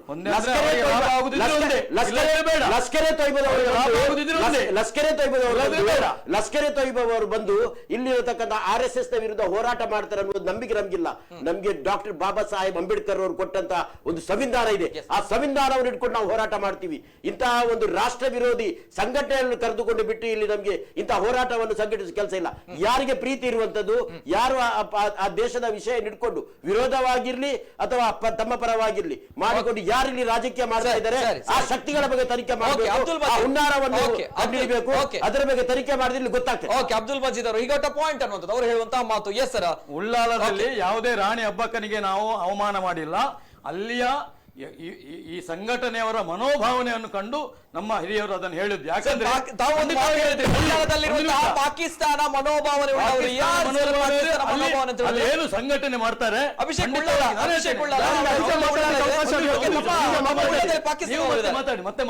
ಮಾತಾಡಿ ಅಲ್ಲಿ ನಾವು ಗೋ ಸಾಕ್ಲಿಕ್ಕಿಲ್ಲ. ಅಲ್ಲಿ ಗೋವಿನ ತಲೆಯನ್ನು ಒಂದು ನಿಮಿಷ ಗೋವಿನ ತಲೆಯನ್ನು ಕಡಿದು ತಂದು ಇದರಲ್ಲಿ ಹಟ್ಟಿಯಿಂದ ಕಡಿದು ತಂದು ತುಳಸಿ ಕಟ್ಟೆ ಎದುರಿಡ್ತಾರೆ. ಒಂದು ಕಾಲಿ ನಾಮ ಹಾಕಿದ್ದಾನಂತ ಹೇಳಿಕೊಂಡು ಕಾಲಿ ನಾಮ ಬೇರೆ ಏನಿಲ್ಲ, ಅವನಿಗೆ ಅವನು ತಪ್ಪೇನಿಲ್ಲ, ಕಾಲಿ ನಾಮ ಹಾಕಿದ್ದಾನಂತ ಹೇಳಿ ಒಬ್ಬ ರಾಜು ಅಂತ ಒಬ್ಬ ಮೊಗವೀರನನ್ನು ಕೊಂದಾಕಿದ್ರು. ಅಂದ್ರೆ ಅಂತ ಮನೋಭಾವ ಹಿಂದೂ ವಿರೋಧಿ. ಈ ನಾಮ ನೋಡ್ಲಿಕ್ಕಾಗುದಿಲ್ಲ, ದನ ನೋಡ್ಲಿಕ್ಕಾಗುದಿಲ್ಲ. ಇದು ಪಾಕಿಸ್ತಾನಿ ಮನೋಭಾವನೆ ಅಂತ ನಮ್ಮ ಹಿರಿಯರು ಹೇಳಿ ಹೊರತಾಗಿ ಯಾವುದೇ ನಿಮ್ಮ ಪಕ್ಷಕ್ಕೂ ಯಾವುದೇ ನಿಮ್ಮ ರಾಣಿ ಅಬ್ಬಕ್ಕ ನಮ್ಮ ರಾಣಿ ಅಬ್ಬಕ್ಕನಿಗೂ ನಾವು ಇದು ಅಪಮಾನ ಮಾಡಿದಲ್ಲ. ಅಲ್ಲಿಯ ಏನು ಸಂಘಟನೆಯ ಏನು ಅಲ್ಲಿ ಈ ಜಿಹಾದಿ ಮನೋಭಾವನೆ ಹೆಚ್ಚಾಗಿದೆ, ಅದಕ್ಕೆ ಬೇಕಾಗಿ ಹೇಳಿದ್ದು ಅದನ್ನು ನಾವು ಖಂಡಿತವಾಗಿ ಎಂಡೋರ್ಸ್ ಮಾಡ್ತೇವೆ. ಓಕೆ, ಏನ್ ಹೇಳ್ತೀರಾ ಅಭಿಷೇಕ್? ತಮ್ಮ ಉಳ್ಳಾಲದಲ್ಲಿ ಪಾಕಿಸ್ತಾನಿ ಮನೋಭಾವ, ಜಿಹಾದಿ ಮನೋಭಾವ ಎಲ್ಲವೂ ಕೂಡ ಜಾಸ್ತಿ ಆಗಿದೆ. ಒಂದು ಮಾತನ್ನ ಕೇಳ್ತೇನೆ, ದಯವಿಟ್ಟು ಕ್ಲಿಪ್ಪಿಂಗ್ ಇದ್ರೆ ಒಮ್ಮೆ ಪ್ಲೇ ಮಾಡಿ. ಅವ್ರು ಏನ್ ಹೇಳಿದಾರೆ ಅಂತ ಒಮ್ಮೆ ನೋಡ್ಲಿ. ಇವರು ಹೇಳಿದ್ರಲ್ಲ ಮನೋಭಾವನೆಗೆ ಹೇಳಿದಲ್ಲ, ಉಳ್ಳಾಲವನ್ನು ನೋಡಿದ್ರೆ ಪಾಕಿಸ್ತಾನ ನೋಡಿದಾಗ ಆಗ್ತದೆ ಅಂತ ಹೇಳಿದವರು. ಅಲ್ಲಿ ನಾವು ಕೂಡ ಇದ್ದೇವೆ. ನಾನು ನಾಮ ಆಗ್ತೇನೆ, ಮೂಲ್ಗರ್ತೇನೆ, ನಾನು ಮುಸಲ್ಮಾನ್ ಬಂಧುಗಳ ನಡುವಲ್ಲಿ ಇರುವವನು. ಯಾವ ಉಳ್ಳಾಲ ದರ್ಗಾಕ್ಕೆ ಹೋಗ್ತೇನೆ ಅದೇ ಮುಂದಗಡೆ ಇರುವಂತ ಚಿರುಂಬ ಭಗವತಿ ಕ್ಷೇತ್ರಕ್ಕೂ ಹೋಗ್ತೇನೆ. ನಾನು ಬಂಡಿಕೋಟೆಗೆ ಹೋಗ್ತೇನೆ, ಸೋಮನಾಥೇಶ್ವರ ದೇವಸ್ಥಾನಕ್ಕೆ ಹೋಗ್ತೇನೆ, ವ್ಯಾಘ್ರಚಾಮುಂಡಿ ದೇವಸ್ಥಾನಕ್ಕೆ ಹೋಗ್ತೇನೆ, ಬಬ್ಬುಸ್ವಾಮಿ ದೇವಸ್ಥಾನಕ್ಕೆ ಹೋಗ್ತೇನೆ. ಕೊರಗಜ್ಜ ನೆಲೆಯಾದಂತ ಮಣ್ಣು, ಪವಿತ್ರ ಮಣ್ಣು, ಅಲ್ಲಿಗೆ ನಾನು ಹೋಗ್ತೇನೆ. ಇದು ಕರ್ನಾಟಕದಲ್ಲಿಲ್ಲ, ಇದಿರುವುದು ನನ್ನ ಉಳ್ಳಾಲದಲ್ಲಿ. ಆ ಪವಿತ್ರವಾದ ಮಣ್ಣನ್ನು ಪಾಕಿಸ್ತಾನ ಹೋಲಿಸಿದ್ರೆ ನಾನು ಯಾರೇ ಆಗ್ಲಿ ಅವರಿಗೆ ನಾನು ವಿರುದ್ಧವೇ. ಉಳ್ಳಾಲವನ್ನು ಪಾಕಿಸ್ತಾನಿಗೆ ಹೋಲಿಸುವಂತ ಅವಶ್ಯಕತೆ ನಿಮಗೆ ಬೇಡ. ಉಳ್ಳಾಲ ಎಷ್ಟು ಪವಿತ್ರ ಇದೆ, ಅಲ್ಲಿ ಎಷ್ಟು ಐಕ್ಯತೆ ಇದೆ ನಿಮಗೆ ಗೊತ್ತಿದೆ. ನಾನು ಉಳ್ಳಾಲದ ಮಾಸ್ತಿಗಟ್ಟೆಯಲ್ಲಿ ದಿನನಿತ್ಯ ಸುತ್ತಾಡುವಂತವ್ನು ನಾನು. ಯಾಕೆ ನೀವು ಅದನ್ನು ಪಾಕಿಸ್ತಾನ ಪಾಕಿಸ್ತಾನ ಅಂತ ಹೇಳ್ತೀರಿ? ನೀವು ರಾಜಕೀಯಕ್ಕೆ ಬೇಕಾಗಿ ಮಾತಾಡಿ, ರಾಜಕೀಯ ಸ್ಥಿತಿ ನೈಜ ಸ್ಥಿತಿ ಆಗಿಲ್ಲ. ಜವಾಬ್ದಾರಿ ಅಲ್ಲಿ ಗಡಿ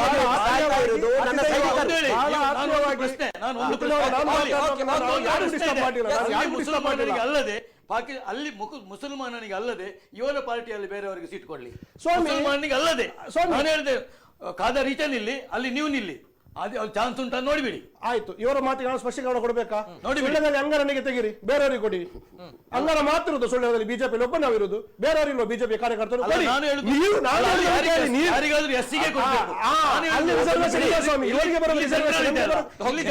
ನೋಡಿ, ಪಕ್ಷ ಆಂತರಿಕ ವಿಷಯ. ಒಂದು ನಿಮಿಷ ದಯವಿಟ್ಟು ಒಂದು ನಿಮಿಷ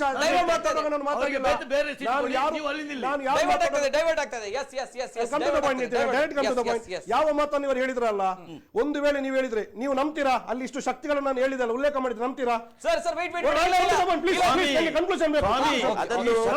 ಶಕ್ತಿ ಎಲ್ಲ ನೀವು ಯಾವಾಗ ಮಾತಾಡಬೇಕು, ಸಂಖ್ಯೆ ನಿಮ್ದು ಇರುವಾಗ ಅಲ್ಲ. ಸಂಖ್ಯೆ ಕಡಿಮೆ ಆಗ್ತದ, ಯಾವ ಶಕ್ತಿಯೂ ಇಲ್ಲ. ಯಾಕೆ ಶಕ್ತಿ ಇಲ್ಲ? ಧಾರ್ಮಿಕ ಕೇಂದ್ರಗಳಲ್ಲಿ ನಮ್ಮ ಹಿಂದೂ ಧಾರ್ಮಿಕ ಕೇಂದ್ರಗಳಲ್ಲಿ ಪಾಕಿಸ್ತಾನದಲ್ಲಿ ಈಗ 1%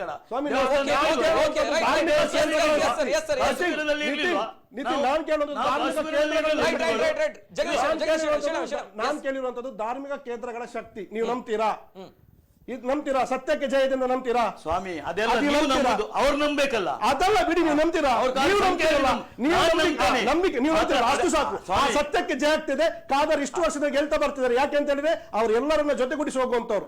ಹಿಂದೂ, ಮುಸ್ಲಿಂ, ಕ್ರಿಶ್ಚಿಯನ್ ಎಲ್ಲರನ್ನ ಒಟ್ಟಿಕೊಂಡು ಸೀಟು ಕೊಡಿ ಸ್ವಾಮಿ. ಅಲ್ಲಿ ಸೀಟ್ ನೀವು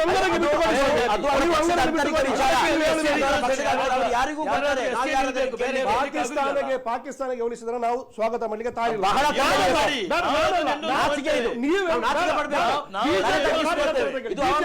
ಬಿಜೆಪಿಯ ಕಾರ್ಯಕರ್ತರನ್ನು ಕೇಳಿ, ಉಳ್ಳಾಲದ ಬಿಜೆಪಿಯ ಕಾರ್ಯಕರ್ತರನ್ನು ಕೇಳಿ, ನಿಮ್ಮನ್ನು ಪಾಕಿಸ್ತಾನಿಯರಿಗೆ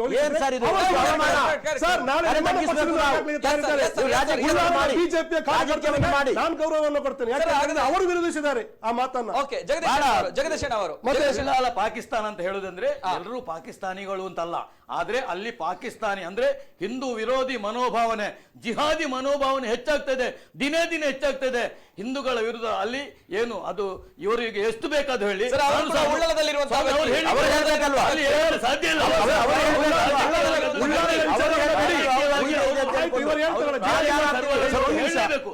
ಅಲ್ಲಿ ಪರಿಸ್ಥಿತಿ ಆಗಿಲ್ಲ. ಸರ್ ಒಂದ್ ನಿಮಿಷ, ಜಿಹಾದಿ ಮನೋಭಾವನೆ ಅಂತ ಹೇಳ್ತಾರಲ್ಲ, ಗೋಡೆ ಮೇಲೆ ಬರ್ದಂತದ್ದು ಯುಟಿ ಖಾದರ್ ಉಳ್ಳಾಲ ಕ್ಷೇತ್ರದಲ್ಲಿ ಅಲ್ಲ, ವೇದವ್ಯಾಸ ಮತ್ತು ಮಂಗಳೂರು ಕ್ಷೇತ್ರದಲ್ಲಿ. ನೀವು ನಮ್ಮ ಪಾಕಿಸ್ತಾನಿಗೆ ಹೋಲಿಸುವ ಅಗತ್ಯ ನೀವು ಟಾಪಿಕ್ ಒಂದು ಮಾತು ಹೇಳಿದ್ರಿ. ಉಳ್ಳಾಲ ಭಾಗದಲ್ಲಿ ಖಾದರ್ ಅವರನ್ನ ತೆಗೆದು ಬಿಡಿ, ಬೇರೆ ಯಾರನ್ನ ನಿಲ್ಲಿಸಿ ಅನ್ನುವಂಥದ್ದು. ಖಾದರ್ ಅವರು ನಿಂತದಕ್ಕೆ, ಅಲ್ಪಸಂಖ್ಯಾತರು ಮುಖಂಡರಲ್ಲಿ ನಿಂತದಕ್ಕೆ, ಜಯಗಳಿಸಿದ್ದಕ್ಕೆ ತಾವು ಅದನ್ನ ಪಾಕಿಸ್ತಾನ ಅಂತ ಹೇಳ್ತೀರಾ? ಅಲ್ಪಸಂಖ್ಯಾತರು ಬೇರೆ ಯಾವುದೇ ಕರಾವಳಿ ಭಾಗದ ಯಾವುದೇ ಭಾಗದಲ್ಲೂ ಕೂಡ ಸ್ಪರ್ಧೆ ಮಾಡಬಾರ್ದ? ಅಲ್ಪಸಂಖ್ಯಾತರು ಜಯಗಳಿಸಿದ, ಅಲ್ಪಸಂಖ್ಯಾತರು MLA ಆಗಬಾರ್ದು? ಅಲ್ಪಸಂಖ್ಯಾತರು ಆಗಿದ್ರೆ MLAಗಳು ಆಗ್ಲೇಬಾರ್ದು? ಹಿಂದೂ ವಿರೋಧಿ ಮಂಗಳೂರು ಕ್ಷೇತ್ರಗಳಲ್ಲಿ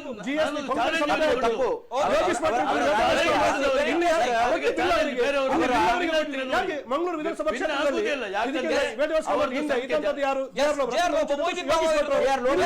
ಇಲ್ಲಿ ಬಿಲವರಿಗೆ ಕೊಡಿ.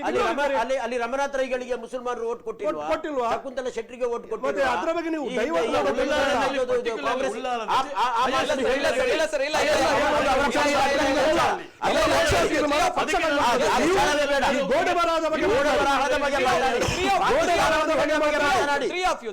Please stop. ಇನ್ನೊಂದು ಕರೆ ಇದೆ. ಹಲೋ ಸರ್, ನಮಸ್ತೆ. ಸರ್ ನಮಸ್ತೆ, ಧ್ವನಿ ಕೇಳ್ತಾ ಇದೆಯಾ? ಓಕೆ, ಉಳ್ಳಾಲದ ಬಗ್ಗೆ ಮಾತಾಡ್ತಿದ್ರು ಜಗದೀಶ್ ಅವರು. ಉಳ್ಳಾಲದಲ್ಲಿ ಯುಟಿ ಖಾದರ್ ಅವರಿದ್ದಾರೆ, ಅವರ ಒಂದು ಏನೋ ಮುಖಂಡತನ ಏನಿದೆ ಅಲ್ಲಿ ಉಳ್ಳಾಲದಲ್ಲಿ MLAಗಳಾಗಿದ್ದಾರೆ. ಹಾಗಾಗಿ ಅಲ್ಲಿ ಆಗ್ತಾ ಇರುವಂತಹ ವಿಚಾರ ಅಂದ್ರೆ ಪಾಕಿಸ್ತಾನ ಮನೋಭಾವ ಜಾಸ್ತಿ ಇದೆ. ಗೋಡೆ ಬರಹ ಆಗಿರುವಂತದ್ದು ಬಿಜೆಪಿ ಸರ್ಕಾರ ಇರುವಂತದ್ದು, ಬಿಜೆಪಿ ಶಾಸಕ MLA ಇರುವಂತಹ ಒಂದು ಪ್ರದೇಶ ಮಂಗಳೂರು ದಕ್ಷಿಣ ಕ್ಷೇತ್ರದಲ್ಲಿ ಆಗಿರುವಂತಹ ವಿಚಾರ. ಈ ಒಂದು ಗೋಡೆ ಬರಹದ ಬಗ್ಗೆ ನಾವು ಮಾತಾಡ್ತಾ ಇದ್ವಿ. ಒಂದು ವೇಳೆ ಇದೇ ಉಳ್ಳಾಲದಲ್ಲಿ ಆಗ್ತಾ ಇದ್ರೆ ಏನಾಗ್ತಾ ಇತ್ತು ಸರ್? ಈಗ ದಕ್ಷಿಣ ಕ್ಷೇತ್ರದಲ್ಲಿ ಆಗ್ತಾ ಇದೆ, ಏನ್ ಮಾಡ್ತೀರಾ ತಾವುಗಳು? ಅಲ್ಲ, ಎಲ್ಲಿಯಾದ್ರೂ ನಾನು ಹೇಳೋದು ಇದು ತಪ್ಪೇ ಅಲ್ಲ. ಒಂದು ನಿಮಿಷ ಅಲ್ವಾ? ಎಲ್ಲಿಯಾದ್ರೂ ತಪ್ಪೇ ಅಲ್ವಾ? ಬಗ್ಗೆ ಚರ್ಚೆ ಇಲ್ಲ. ನೀವು ಉಳ್ಳಾಲವನ್ನು ಪಾಕಿಸ್ತಾನಿಗೆ ಯಾಕೆ ಇಲ್ಲ ವೆಯ್ಟ್ ಉಳ್ಳಾಲದ ವಿಚಾರ ಯಾಕೆ ಬಂತು ಸರ್? ಉಳ್ಳಾಲದ ವಿಚಾರ ಯಾಕೆ ಬಂತು ಗೊತ್ತಾ? ಅಬ್ದುಲ್ ಮಜೀದ್ ಅವರು ಅಬ್ದುಲ್ ಮಜೀದ್ ಅವರು ಯಾಕೆ ಹೇಳಿದ್ರು ಗೊತ್ತಾ? ಇಂತಹ ಒಂದು ಭಾವನೆಗಳು ಅಂದ್ರೆ ರಾಜಾರೋಷವಾಗಿ ಇಂತಹ ಒಂದು ಬರಹಗಳು, ರಾಜಾರೋಷವಾಗಿ ವಿವಾದಾತ್ಮಕವಾಗಿರುವಂತಹ ಹೇಳಿಕೆಗಳು ಯಾಕೆ ಜಾಸ್ತಿ ಆಗ್ತಾ ಇದೆ ಅಂತ ಹೇಳಿದ್ರೆ, ಪಾಕಿಸ್ತಾನ ಮನೋಭಾವನೆ ಯಾಕೆ ಹೇರಲಾಗ್ತಾ ಇದೆ ಅಂತ ಹೇಳಿದ್ರೆ, ಪಾಕಿಸ್ತಾನ ಅನ್ನುವಂತ ಹೆಸರು ಮೊದಲನೇದಾಗಿ ಉಲ್ಲೇಖ ಆಗಿರುವಂತದ್ದು ಎಲ್ಲಿ ಅನ್ನುವಂಥದ್ದು ಅವರು ಹೇಳಿದ್ರು ಅಲ್ವಾ? ತದನಂತರ ಅದಕ್ಕೆ ಯಾವ ರೀತಿಯ ಶಿಕ್ಷೆಗಳು ಸರ್ಕಾರದಲ್ಲಿ ಆಯ್ತು ಅನ್ನುವಂಥದ್ದು ಅವರು ಹೇಳಿದ್ರು. ಅದಕ್ಕೋಸ್ಕರ ನೇರವಾಗಿ ಈಗ ಪಾಕಿಸ್ತಾನದ ವಿಚಾರಗಳು ಜಾಸ್ತಿಯಾಗಿ ಆಗ್ತಾ ಇದೆ. ಅಲ್ಲಲ್ಲ, ಪಾಕಿಸ್ತಾನ ಅಂತ ಹೇಳಿದ ಕೂಡಲೇ ನೀವು ಹಾಗಾದ್ರೆ ನಾವು ಒಪ್ತೀರಾ? ಅವರು ಈಗ ಯಾರು ಬಡಿದ ನಾವು ಪಾಕಿಸ್ತಾನಿಗಳು ಅಂತ ಪಾಕಿಸ್ತಾನದ ಪರವಾಗಿ ಈಗ ನಾವು ಹೇಳುದು, ನಾಳೆ ಯಾರನ್ನಾದ್ರೂ ಇದರಲ್ಲಿ ಒಂದು ಅಲ್ಪಸಂಖ್ಯಾತ ಬಂಧನ ಆಯ್ತು ಅಂತ ಆಗ್ತದೆ ಗೊತ್ತಿಲ್ಲ, ಅದು ಬಹುಸಂಖ್ಯಾತನೇ ಆಗ್ಬಿಡು. ಆದ ಕೂಡಲೇ ಇವರು ಹೇಳ್ತಾರೆ ಏನಂದ್ರೆ, ಇದು ಫಸ್ಟ್ ಶುರುವಿಗೆ ನೆರೆಟಿವ್ ಕ್ರಿಯೇಟ್ ಆಗಿತ್ತು. ಅಂದ್ರೆ ಒಬ್ಬ ಅಲ್ಪಸಂಖ್ಯಾತನ ಬಂಧನ ಮಾಡುದು, ಬಿಜೆಪಿಗೆ ಓಟ್ ಹೆಚ್ಚಿಸುದು, ಇದು ಇವರು ನಾಳೆ ಹೇಳುದು ಈ ಮಾತು. ಇಬ್ಬರು ಹೇಳುದು ಇದೇ ಮಾತನ್ನು. ಅವರು ಏನು ಯಾವುದೇ ಘಟನೆಯಲ್ಲಿ ಅವರು ಭಾಗವಹಿಸಿಲ್ಲ, ಅವರನ್ನು ಬಿಟ್ಟು ಬಿಡಿ ಅಂತ ಕಾಂಗ್ರೆಸ್ನವರು SDP ಅವರು ಒಟ್ಟಾಗಿ ಹೇಳ್ತಾರೆ. ಈಗ ಹೇಳ್ತಾರೆ ನಾವೆಲ್ಲ ದೇಶ ದೊಡ್ಡದು ಅಂತ. ಆದ್ರೆ ಆ ಪಾರ್ಟಿಗೆ ಬರುವಾಗ ಹೇಳ್ತಾರೆ ಇಲ್ಲ, ಅವರು ಅಲ್ಪಸಂಖ್ಯಾತರು ಅಂತ ನೀವು ಬಿಜೆಪಿ ಅವರು ಅವರ ಮೇಲೆ ಹಾಕಿದ್ದು, ಇದು ಮಾಡುದು ತಪ್ಪು, ಅವರನ್ನು ಬಿಟ್ಟು ಬಿಡಿ ಅಂತ ಇವರು ಇಬ್ಬರು ಒಟ್ಟಾಗಿ ಹೇಳ್ತಾರೆ. ನಾನು ಹೇಳುದು, ಉಳ್ಳಾಲದಲ್ಲಿ ಪಾಕಿಸ್ತಾನಿ ಮನೋಭಾವನೆ ಏಕೆ ಹೆಚ್ಚಾಗ್ತದೆ ಅಂದ್ರೆ, ಅಲ್ಲಿ ದಿನೇ ದಿನೇ ಹಿಂದೂಗಳ ಸಂಖ್ಯೆ ಪರವಾಗಿ ಬರ್ದಿರುವಂತದ್ದು ದಕ್ಷಿಣ ಕ್ಷೇತ್ರದಲ್ಲಿ ಸರ್, ಪರವಾಗಿ ಬರ್ದಿರುವಂತದ್ದು ದಕ್ಷಿಣ ಕ್ಷೇತ್ರದಲ್ಲಿ ಅನುಭವಕ್ಕೆ ಬಂದಿದೆ.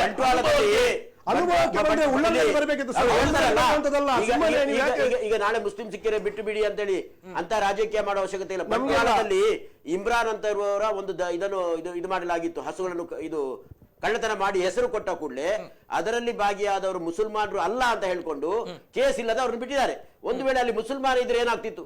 ನಾನು ಜಾತಿ ಧರ್ಮದ ಬಗ್ಗೆ ಮಾತಾಡುವವಲ್ಲ, ನಾನು ಸಂವಿಧಾನ ಅಡಿಯಲ್ಲಿ ಮಾತನಾಡ್ತಾ ಇರುವಂತದ್ದು. ಅಲ್ಲಿ ಬಿಟ್ಟಿದ್ದಾರೆ, ಅವರೇ ಮಾಡಿಕೊಂಡು ಬಿಟ್ಟು ಇವರೇ ಅದನ್ನು ಮಾಡಿ ಅಲ್ಲಿ ಒತ್ತಡ ತಂದು ಅವರನ್ನು ಬಿಡುಗಡೆ ಮಾಡಿಸಿ ಈಗ ಇಲ್ಲಿ ಬಂದು ಹೇಳುವಂತದ್ದು ಮುಸಲ್ಮಾನರು ಮತ್ತೆ ಕಾಂಗ್ರೆಸ್ನವರು ಸೇರಿಕೊಂಡು ಮಾಡ್ತಾರೆ ಅನ್ನುವಂಥದ್ದು. ಇಂತಹ ಒಂದು ನೀಚ, ಇಂತಹ ಒಂದು ದೇಶದ್ರೋಹ ಬರಹವನ್ನ ಕಾಂಗ್ರೆಸ್ ಮಾಡುವಂತ ಅಗತ್ಯ ನಮ್ಗಿಲ್ಲ. ಇನ್ನೊಂದು ಕರೆ ಇದೆ. ಹಲೋ ಸರ್, ನಮಸ್ತೆ. ನಮಸ್ತೆ ಸರ್. ನಮಸ್ತೆ ಸರ್, ತಮ್ಮ ಹೆಸರಲ್ಲಿ ಕರೆ ಮಾಡ್ತಾ ಇದ್ದೀರಾ? ನಾನು ಪುತ್ತೂರಿಂದ ಹಮೀದ್ ಅಂತ ಹೇಳಿ ಪತ್ರಕರ್ತ ಸರ್. ನಮಸ್ತೆ ಹಮೀದ್ ಅವರೇ, ಮಾತಾಡಿ ಸರ್. ನಮಸ್ತೆ. ಈಗ ನೋಡಿ, 4 ದಿವಸದ ಮೊದಲು ಒಂದು ಜಾಗ ಇದು ನಮ್ಮ ಬಿಜೆಪಿಯಲ್ಲಿ ಒಂದು ಗೋಡೆ ಬರ, ದೇಶದ್ರೋಹದ ಗೋಡೆ ಬರ ಬರೆದದ್ದು ಇಡೀ ನಮ್ಮ ರಾಜ್ಯದಾದ್ಯಂತ ಒಂದು ದೊಡ್ಡ ಪ್ರಕರಣ ಆಗಿ ಬಿಟ್ಟಿತ್ತು. ಆ ನಂತರ 4 ದಿವಸದ ನಂತರ ಈಗ ಕೋರ್ಟ್ ಆವರಣದ ಈ ಒಂದು ಗೋಡೆಯಲ್ಲಿ ಬರೆದಂತದ್ದು. ಇದು ವೈಫಲ್ಯ ಯಾರದ್ದು ಅಂತ ಹೇಳಿದ್ರೆ, ನಾನು ಮೊದಲನೇದಾಗಿ ಪೊಲೀಸ್ ಇಲಾಖೆಯನ್ನು ನಾನು ದೂರ್ತಾ ಇದ್ದೇನೆ. ಯಾಕಂದ್ರೆ ದಿನ ಬೆಳಗಾಗುವಾಗ ಬೆಳಿಗ್ಗೆ 9 ಗಂಟೆಗೆ ಶುರು ಮಾಡ್ತಾರೆ ಹೈವೇ ಪೆಟ್ರೋಲ್ನವರು, ನಮ್ಮ ಪೊಲೀಸ್ಗಳು ಎಲ್ಲಾ ಕಡೆ ನಿಂತುಕೊಂಡು ವೆಹಿಕಲ್ ನವರಿಗೆ ಉಪದ್ರ ಕೊಡ್ತಾ ಇದ್ದಾರೆ, ಅವರಿಂದ ಹಣ ತಗೊಳ್ತಾ ಇದ್ದಾರೆ. ಇಂತಹ ಒಂದು ಕೃತ್ಯವು ಯಾವಾಗಲೂ ನಾವು ನೋಡ್ತಾ ಇರೋದು. ಅದು ಇದರಿಂದ ನಮ್ಮ ಪೊಲೀಸ್ ಇಲಾಖೆ ಬಹಳಷ್ಟು ವೈಫಲ್ಯ ಕಂಡಿದೆ. ಮತ್ತೊಂದು, ಇದಕ್ಕೆಲ್ಲ ಈ ಮೂಲ ಕಾರಣ, ಇಂತಹ ಒಂದು ದೇಶದ್ರೋಹದ ಬರಹಗಳನ್ನು ಕಂಡು ಬರ್ಲಿಕ್ಕೆ ಕಾರಣ ಸಂಘಟನೆ ಅಂತ ಹೇಳುವಂತ, ಧರ್ಮ ರಕ್ಷಕರು ಅಂತ ಹೇಳಿಸುವಂತ ಮುಖವಾಡ ಧರಿಸಿದವರು.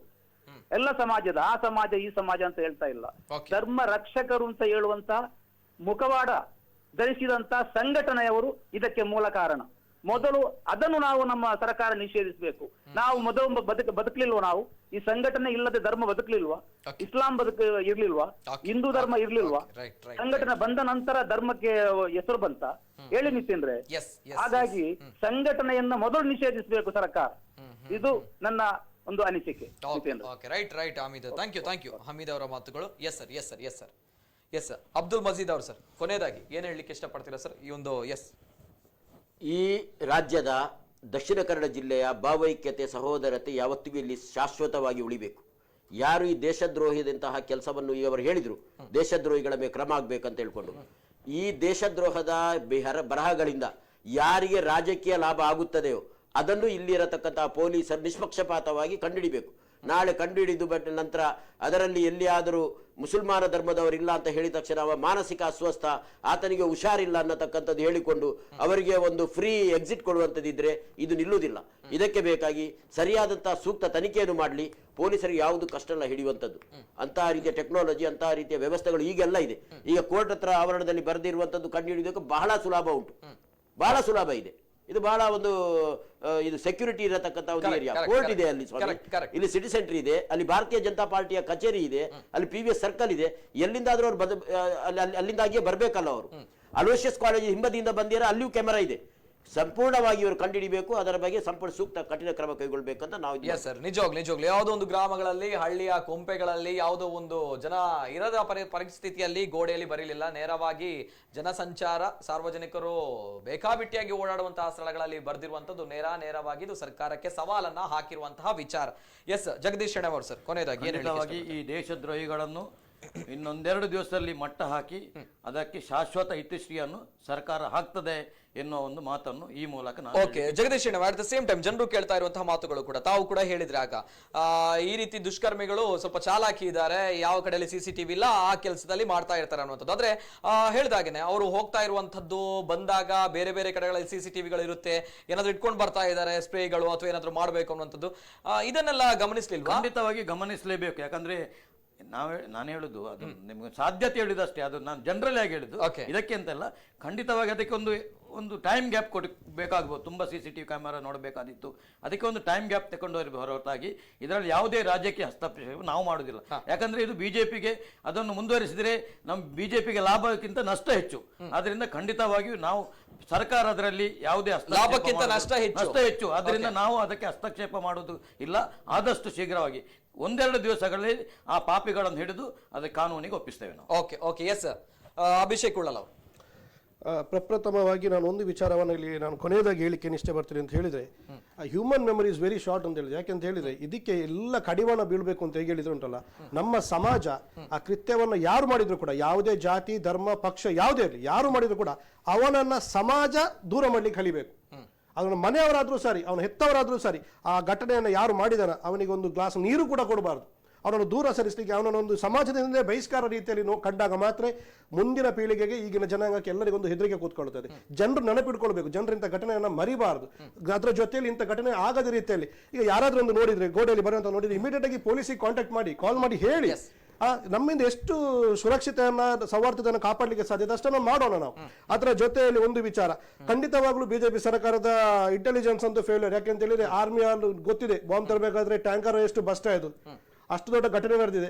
ಇದೆಲ್ಲ ಇದು ನಡೀಬಾರ್ದು, ಆದ್ರೆ ಇದು ಕೂಡ ನಡೆದಿದೆ. ಹಾಗಾಗಿ ಇದರ ಬಗ್ಗೆ ರಾಜ್ಯ ಸರ್ಕಾರ ಸ್ವಲ್ಪ ಗಮನವನ್ನು ಇಟ್ಕೊಂಡು ಗೃಹ ಇಲಾಖೆಯನ್ನ ಸಂಬಂಧಪಟ್ಟಂತ ಇಲಾಖೆಯಲ್ಲಿ ಅಧಿಕಾರಿಗಳನ್ನು ಕರೆದು ಆದಷ್ಟು ಬೇಗ ಇದರ ಬಗ್ಗೆ ಸೂಕ್ಷ್ಮವಾಗಿರ್ತಕ್ಕಂಥ ಕ್ರಮವನ್ನು ಕೈಗೊಳ್ಳಬೇಕು. ಅದರ ಜೊತೆಯಲ್ಲಿ ದಯವಿಟ್ಟು ನನ್ನೆಲ್ಲ ಮಿತ್ರರ ಎಲ್ಲ ನಾಗರಿಕರಲ್ಲಿ ವ್ಯೂವರ್ಸ್ಗಳಲ್ಲಿ ವಿನಂತಿಯನ್ನು ಮಾಡ್ತೇನೆ, ಯಾವುದೇ ಕಾರಣಕ್ಕೂ ಕೂಡ ತುಳುನಾಡಿನ ಯಾವುದೇ ಪ್ರದೇಶ ಆಗಿಲ್ಲ ಅಥವಾ ಭಾರತ ದೇಶದಲ್ಲಿ ಆ ಪಾಕಿಸ್ತಾನದ ಹೆಸರನ್ನ ಹೋಲಿಕೆ ಮಾಡಬೇಡಿ. ಇದು ನಮಗೆ ಬೇಸರವನ್ನು ಉಂಟು ಮಾಡ್ತದೆ, ನೈಜ ಭಾರತೀಯನಾಗಿ ನನ್ನ ಮನಸ್ಸಿಗೆ ಬೇಸರ ಮಾಡ್ತದೆ ಅಂತ ಈ ಮೂಲಕ ವಿನಂತಿಸ್ತಾ ಇದ್ದೇನೆ. ಓಕೆ ಪಾಕಿಸ್ತಾನದ ವಿಚಾರ ಪ್ರಸ್ತಾಪವನ್ನ ಮಾಡಿದ್ದಾರೆ. ಅಂಡ್ ಅದೇ ರೀತಿ ಕೊನೆಯದಾಗಿ ಅನೇಕ ಕರೆಗಳು ಬರ್ತದೆ, ಕೊನೆಯದಾಗಿ ಒಂದು ಕರೆ ಸ್ವೀಕಾರ ಮಾಡ್ತೇನೆ, ಜನರ ಅಭಿಪ್ರಾಯ. ಹಲೋ ಸರ್, ನಮಸ್ತೆ, ತಮ್ಮ ಹೆಸರು, ಎಲ್ಲಿಂದ ಕರೆ ಮಾಡ್ತಾ ಇದ್ದೀರಾ ಸರ್? ನಮಸ್ತೆ, ಧ್ವನಿ ಕೇಳ್ತಾ ಇದೆಯಾ ಸರ್? ನಮಸ್ತೆ, ಧ್ವನಿ ಕೇಳ್ತಾ ಇದೆ, ತಮ್ಮ ಹೆಸರು, ಎಲ್ಲಿಂದ ಕರೆ ಮಾಡ್ತಾ ಇದ್ದೀರಾ? ಓಕೆ ಮಾತಾಡಿ ಸರ್, ಮಾತಾಡಿ. ದಯಮಾಡಿ ತಮ್ಮ ಟಿವಿ ಅಲ್ಲಿ ಮ್ಯೂಟ್ ಮಾಡಿ, ಕರೆ ಕಟ್ ಆಗುತ್ತೆ. ನೋಡಿ, ಏನಂದ್ರೆ ಈಗ ವಿವಾದಾತ್ಮಕ ಒಂದು ಬರಹ ಬಂದಿದೆ, ಆದ್ರೆ ಪ್ರಭಾಕರ್ ಭಟ್ ಅವರು ರಾಜಾರೋಷವಾಗಿ ಕೋಮು ಪ್ರಚೋದನಾ ಮಾತುಗಳನ್ನ ಆಡುತ್ತಿದ್ದಾರೆ. ಅದಕ್ಕೆ ಯಾವುದೇ ರೀತಿಯ ಅದಕ್ಕೆ ವಿರುದ್ಧವಾಗಿ ಯಾವ ರಾಜಕೀಯ ಪಕ್ಷದವರು ಕೂಡ ಮಾತನಾಡುತ್ತಾರೆ. ನಾಯಕರು ಕೂಡ ಯಾವುದೇ ರೀತಿಯ ಅದಕ್ಕೆ ವಿರುದ್ಧವಾಗಿ ಮಾತನಾಡುದಿಲ್ಲ, ಅವರ ವಿರುದ್ಧ ಕೇಸು ತೆಗಿತಾ ಇಲ್ಲ. ಹೊರತು ಅವರ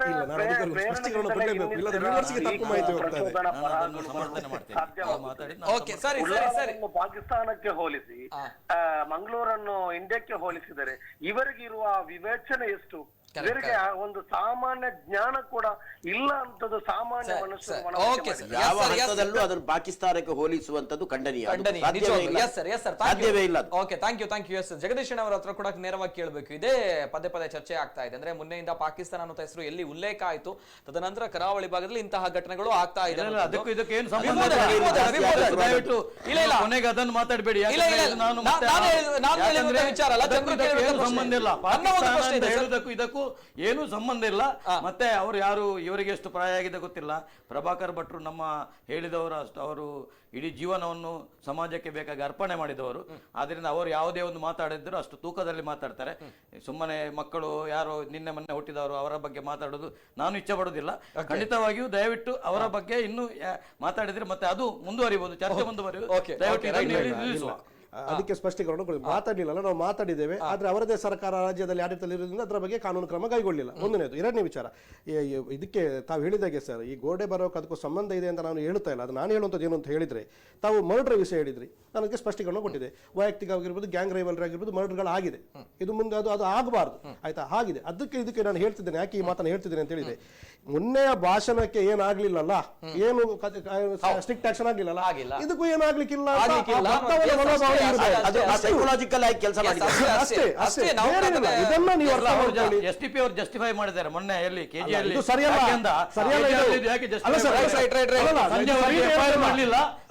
ಎಫ್ಐಆರ್ ಮಾಡಲಿಲ್ಲ. ಆದ್ರಿಂದ ನಾವು ಪೊಲೀಸ್ ಪಾಕಿಸ್ತಾನದ ಹೆಸರು ಬಂದಾಗ ಯಾವುದೇ ರೀತಿಯ ಕ್ರಮ ಕೈಗೊಳ್ಳಿಲ್ಲ. ಸೊ ಹಾಗಾಗಿ ಕೇರ್ಲೆಸ್ ಆಗಿರಬಹುದು ಅನ್ನೋದು ಅವರು ಹೇಳ್ತಾರೆ. Correct, that's perfect. ಎಸ್, ಅದೇ ರೀತಿ ಇನ್ನೊಂದ್ ಕಡೆ ಪಾಕಿಸ್ತಾನ ಉಳ್ಳಾಲ ಅನ್ನೋ ಹೇಳಿಕೆ ಬಂದಾಗ ದೊಡ್ಡ ಮಟ್ಟದಲ್ಲಿ ಇನ್ನೊಂದು ಪ್ರಶ್ನೆ ಬರ್ತಾ ಇರುವಂತದ್ದು ಸರ್, ಜಗದೀಶ್ ಶೆಣೆಮ್ ಅವರು ಕೊನೆಯದಾಗಿ ಕೇಳಲೇಬೇಕು. ಈ ಹಿಂದೆ ಶಕುಂತಲಾ ಶೆಟ್ಟಿ ಅವರು ಮಾಜಿ MLA ಬಂದಿದ್ರು, ಅವರು ಕೂಡ ಇದನ್ನೇ ಮಾತನ್ನ ಹೇಳ್ತಾ ಇದ್ರು. ಯಾವ ರೀತಿ ಅಂತ ಹೇಳಿದ್ರೆ, ಈಗ ಪ್ರಧಾನಿ ಅವರು ಯಾರಿದ್ದಾರೆ ನಮ್ಮ ದೇಶದಲ್ಲಿ? ನರೇಂದ್ರ ಮೋದಿ ಅವರಿದ್ದಾರೆ, ತಮ್ಮ ಪಕ್ಷದ ಲೀಡರ್ ಅಲ್ವಾ, ನಾಯಕರು, ನಮ್ಮ ಪ್ರಧಾನಿಗಳು. ಬಿಜೆಪಿ ಪಕ್ಷ ಕೇಂದ್ರದಲ್ಲಿದೆ, ರಾಜ್ಯದಲ್ಲಿ ಬಿಜೆಪಿ ಪಕ್ಷ ಇದೆ, ನಮ್ಮ ಕರಾವಳಿ ಭಾಗದಲ್ಲೂ ಕೂಡ ಬಿಜೆಪಿ ಪಕ್ಷ ಇದೆ. ಪ್ರಧಾನಿ ಮೋದಿ ಅವರು ಇರುವಂತಹ ಭಾರತ ದೇಶದಲ್ಲಿ ಉಳ್ಳಾಲ ಅನ್ನುವಂತಹ ಒಂದು ಪ್ರದೇಶದಲ್ಲಿ ಪಾಕಿಸ್ತಾನ ಹೇಗಾಗ್ಲಿಕ್ಕೆ ಸಾಧ್ಯ? ಮೋದಿ ಅವರು ಬಿಡ್ತಾರಾ? ಖಂಡಿತವಾಗಿ ನೋಡಿ, ಪಾಕಿಸ್ತಾನವನ್ನೇ ಮೋದಿ ಅವರು ಬಿಡ್ಲಿಲ್ಲ ಅಂತ ತಾವುಗಳು ಖಂಡಿತವಾಗಿ ಬಿಡುವುದಿಲ್ಲ. ಮೋದಿ ಅವರು ಪಾಕಿಸ್ತಾನ ಆಗ್ಲಿಕ್ಕೆ ಬಿಡುವುದಿಲ್ಲ. ಉಳ್ಳಾಲವನ್ನ ಮೋದಿ ಅವರು ಪಾಕಿಸ್ತಾನ ಆಗ್ಲಿಕ್ಕೆ ಬಿಡ್ತಾರೆ. ಯಡಿಯೂರಪ್ಪ ಅವರು ಉಳ್ಳಾಲವನ್ನ ಪಾಕಿಸ್ತಾನ ಆಗ್ಲಿಕ್ಕೆ ಬಿಡ್ತಾರೆ. ಆಗಲಿಕ್ಕೆ ಬಿಡುವುದಿಲ್ಲ. ನಳಿನ್ ಕುಮಾರ್ ಅವರು ಬಿಡ್ತಾರಾ ಉಳ್ಳಾಲವನ್ನ? ಅವರೆಲ್ಲ ನಾವು ಯಾರು ಬಿಡುವುದಿಲ್ಲ. ಆದ್ರೆ ಅವರ ಮಾನಸಿಕತೆ, ಅಲ್ಲಿಯ ಜಿಹಾದಿ ಮಾನಸಿಕತೆ ಅಲ್ಲಿಗೆ ರೀಚ್ ಆಗಿದೆ ಅಂತ ಪ್ರಭಾಕರ್. ಯಾವ ಮಾನಸಿಕತೆ? ಅಲ್ಲಿಂದ ಬಂದವರೇ ಇದ್ದಾರಲ್ಲ, ನೂರಾರು ಘಟನೆಗಳು ಅಲ್ಲಿಂದ ಬಂದವರೇ ಇದ್ದಾರೆ. ಇನ್ನೊಂದು ಗಂಟೆ ಬೇಕಾಗುವುದು.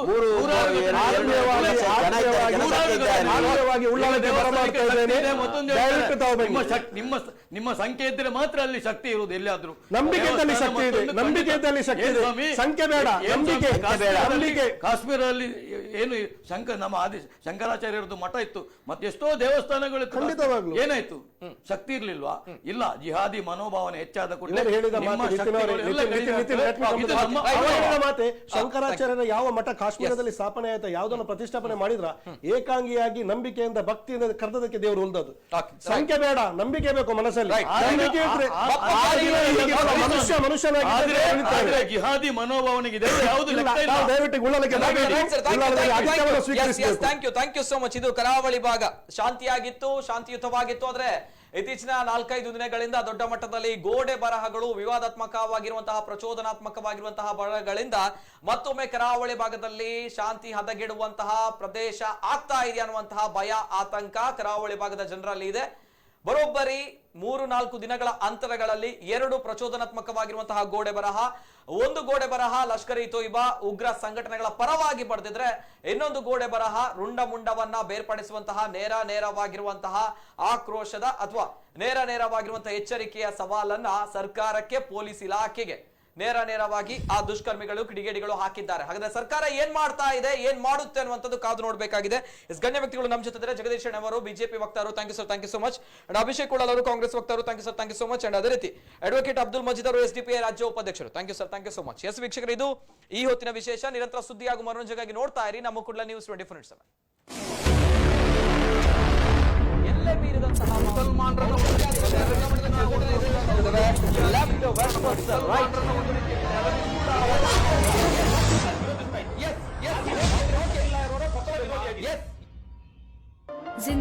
चाहे कितनी ही मुश्किलें हों, सपनों को साकार करना अब मेरी मुट्ठी में है। मैं नई ऊंचाइयों को छूना चाहती हूँ, आसमान में उड़ान भरना अब मेरी मुट्ठी में है। मुझे सबने कहा तुम नहीं कर पाओगे, पर मैंने हार ना मानी। मेरे सफलता की कहानी लिखना अब मेरी मुट्ठी में है। आपके करियर के दरवाजे को खोलना अब आपके हाथों में है। आकाश शांति लेकर आया है अप टू 100% स्कॉलरशिप। करे रजिस्टर आज, बिकॉज इट्स नाउ और never. Australia versus India confirm हो गया और ऑस्ट्रेलियन मीडिया का मानना है कि मेन इन ब्लू के जीतने का कोई चांस नहीं है।